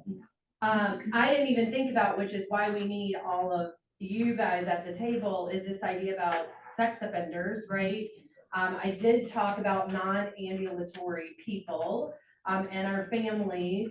I'll remind everybody, and April is right, the county did reallocate $400,000. I believe JWB recently put an additional allocation into family shelter, but the city has $2.5 million in family shelter through ARPA dollars, which is closing by the end of this fiscal year. And so this group needs to be talking about how do we replace those 25 beds, because there is nowhere for a family to go if they are the ones on the street.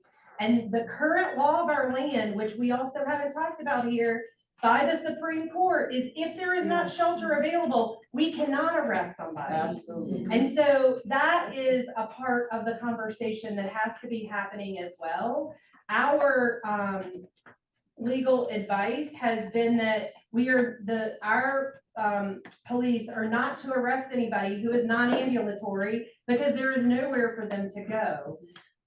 We cannot arrest families because there is nowhere for them to go, even though we have current laws on the books. And so we have to be talking about that. Our legal advice also has been that we should not provide anybody locations of where people are sleeping. We should provide numbers because we need to be talking about this capacity issue and planning for it.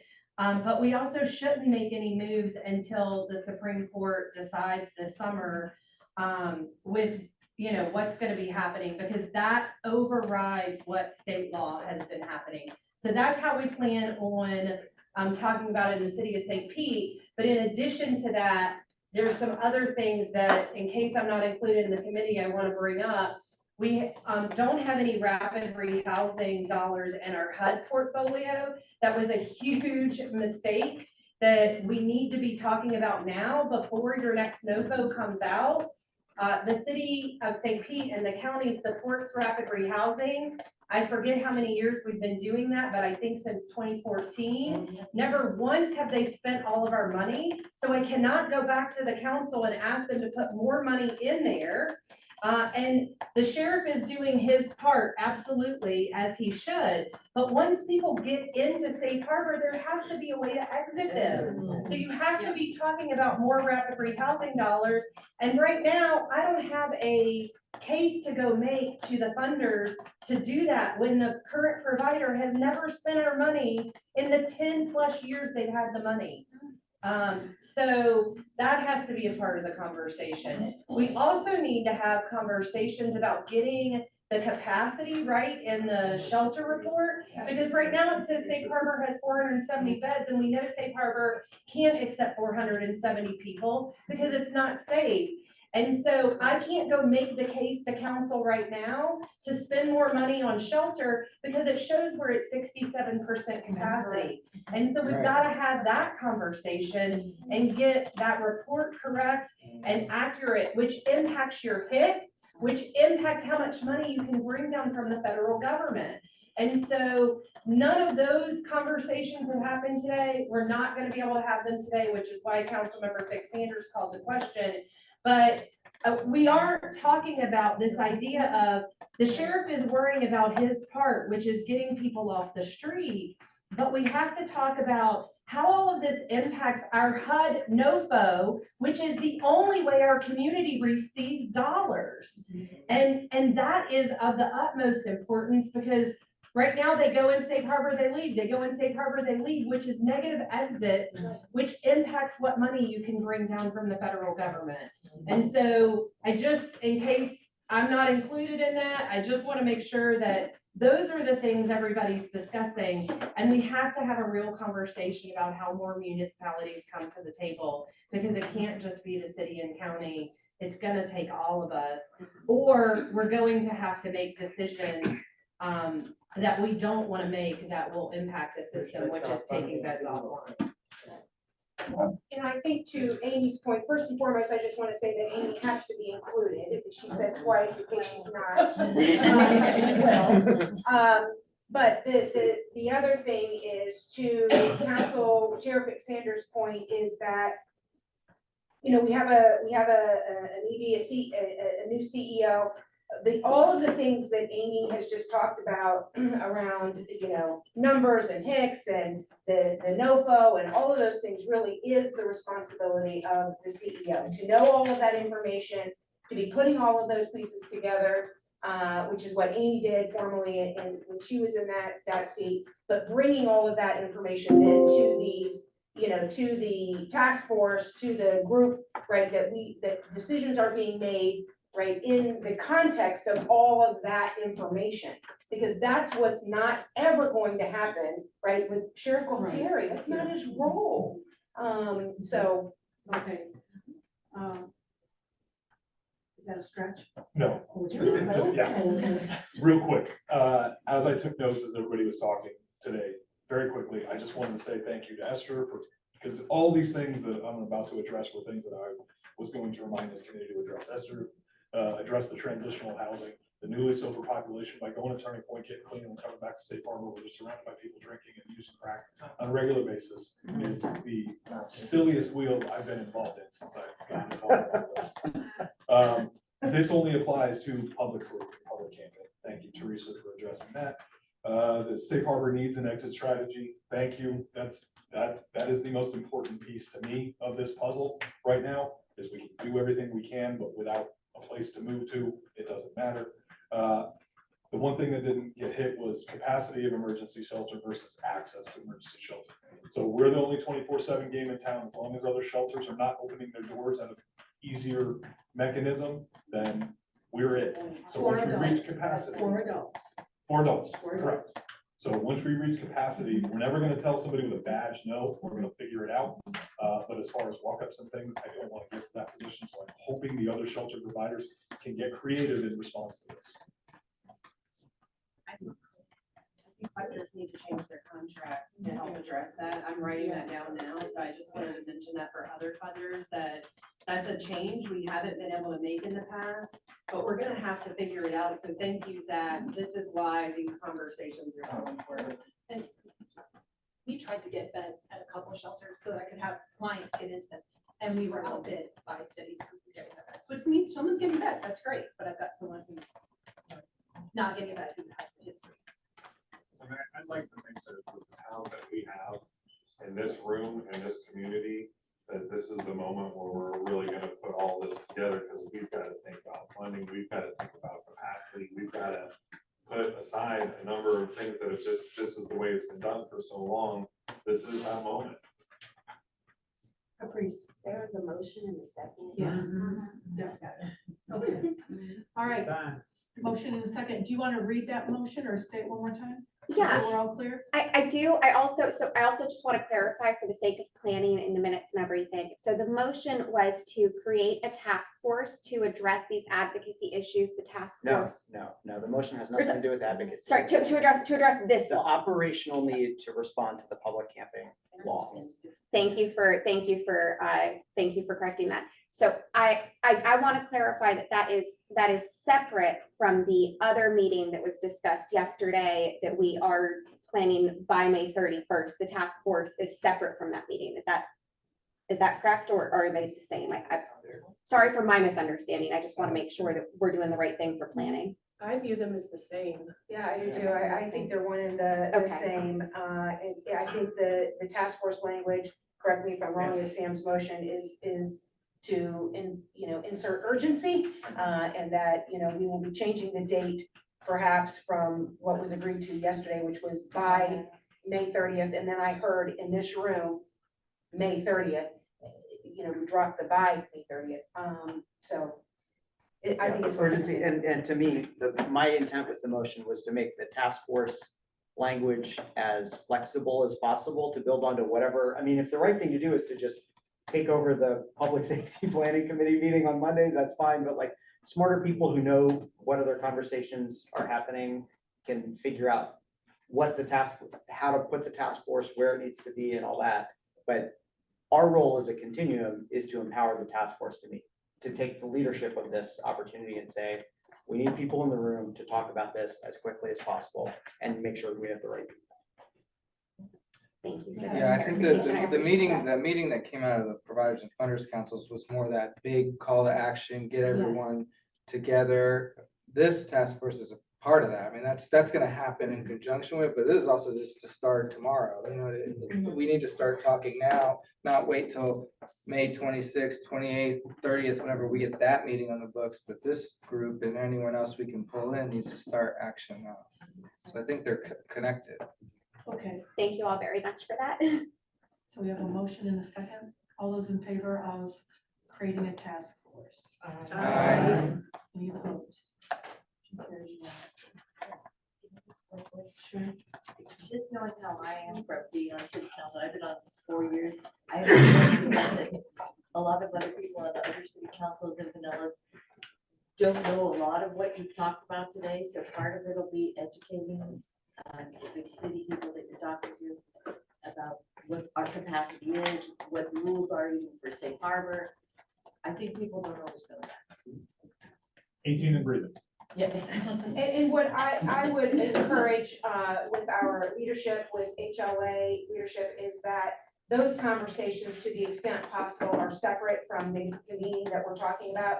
We are not gonna have time to be in rooms of convening where we've invited these individuals, policymakers, decision makers, funders, and others to do a whole lot of education. So I would encourage the leadership to begin reaching out to all of those individuals. Again, to Amy's point, what we don't want to have happen, and I'm assuming is already starting to happen, is that individual city councils and other municipalities, just like you said earlier, April, are already meeting to try to figure out their own solution, right? And we're gonna end up with 24 separate directional arrows that are not going to be beneficial to anyone. And, you know, we'll end up in a mess. So I would say that we want to do that education prior to, you know, kind of Maybe getting we them in a can room. put together. Yes, yes, that we can yes. email Get out. them out to Yes. them, get Yeah, people like as a starting point. information sheet. Daisy, go So ahead. I just wanted to make a comment. So I appreciate everybody's comments and everybody's input. I think it's really important for me to understand the overall need of the community. I think being new to this role really does, you know, this conversations really would help me in figuring out what to do the next steps. And I do support everything that's being discussed. I'm not, just because I'm quiet doesn't mean that I'm not supportive of that. I'm just trying to take in all of the information in. And also, I think that having this task force will definitely improve those conversations. You know, there have been other conversations in other COCs that are probably doing encampments or doing other things that we probably wouldn't agree to do that in Pinellas County.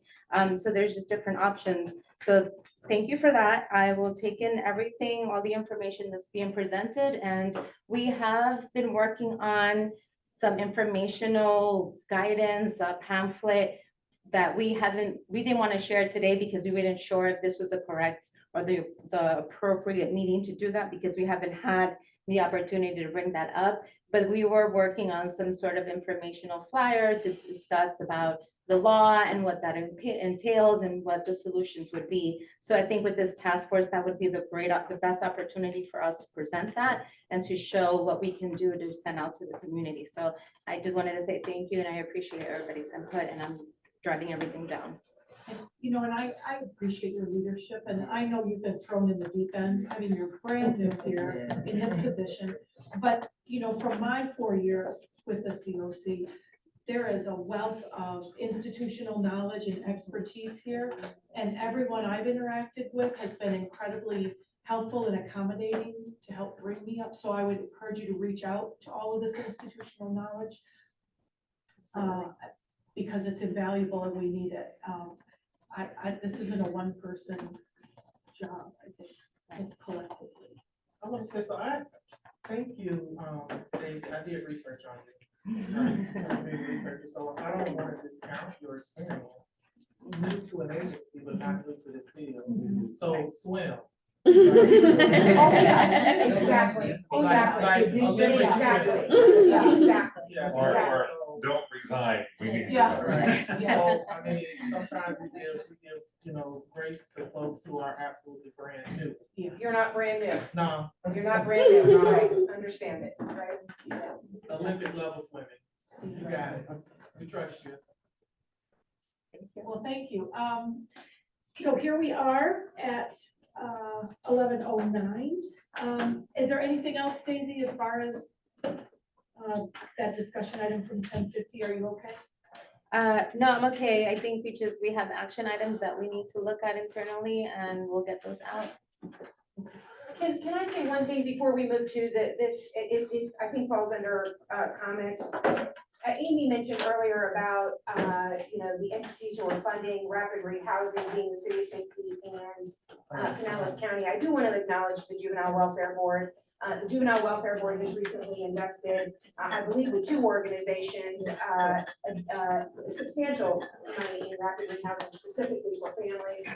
We are using Directions for Living as one of those organizations. I give tremendous credit to Beth Houghton, who reached out to me, and to the staff of the Juvenile Welfare Board. In any case, we break funding, as you know. I did also have an opportunity to meet with the school system after the last meeting, and learned from the school system. There was a conversation that happened here with Kevin kind of providing an update about 60 kids being homeless at one school. I did everything I could to kind of run that to ground. Ultimately, though, what I learned is that the school system apparently is working with, and you probably know this, but is working with, at least 10 organizations to rehouse families, and they are, according to the data that I was provided, they are rehousing families at a pretty rapid clip. I don't know where that funding comes from or who those organizations are necessarily, but I do just want to say I think there's resources happening with rehousing families that aren't necessarily being discussed at this table, because I was not, and I'm neck deep in families. So for me not to know about it meant something. But in any case, I did just want to follow up with that. Yeah, and I just wanted to tag on to that. Thank you, April, is that, yes, our board and our executive director did put funding into rapid rehousing based on what we were hearing in the community, obviously the need, wanting to get families out of shelter so that we can free up some space for other families. I believe it's about 1.4 million for this year and includes funding for both directions, as well as the St. Vincent de Paul Bridging Families Program. So it is focused on families and trying to rehouse them. Not all rapid rehousing funds that they use.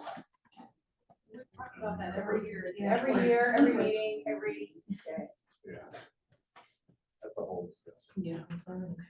All right, then I'm gonna call the meeting adjourned. I did just want to note, real quick on screen, Danielle Thomas over there had sent this, Bear Creek Commons Senior Housing is opening, pre-registration is starting. Here's the flyer, and I on our social medias by the weekend. Take your cookies at the front. Yeah, so Danielle, that's available now for people? No, To apply for? so you can go onto the website to pre-register so that you can get information about when they will be formally opening up and accepting applications. So you can get an email. Yeah, so you can pre-register on the website. You're welcome.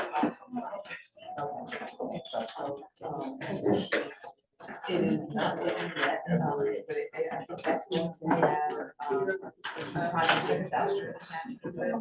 And, flyer. The executive committee meeting will start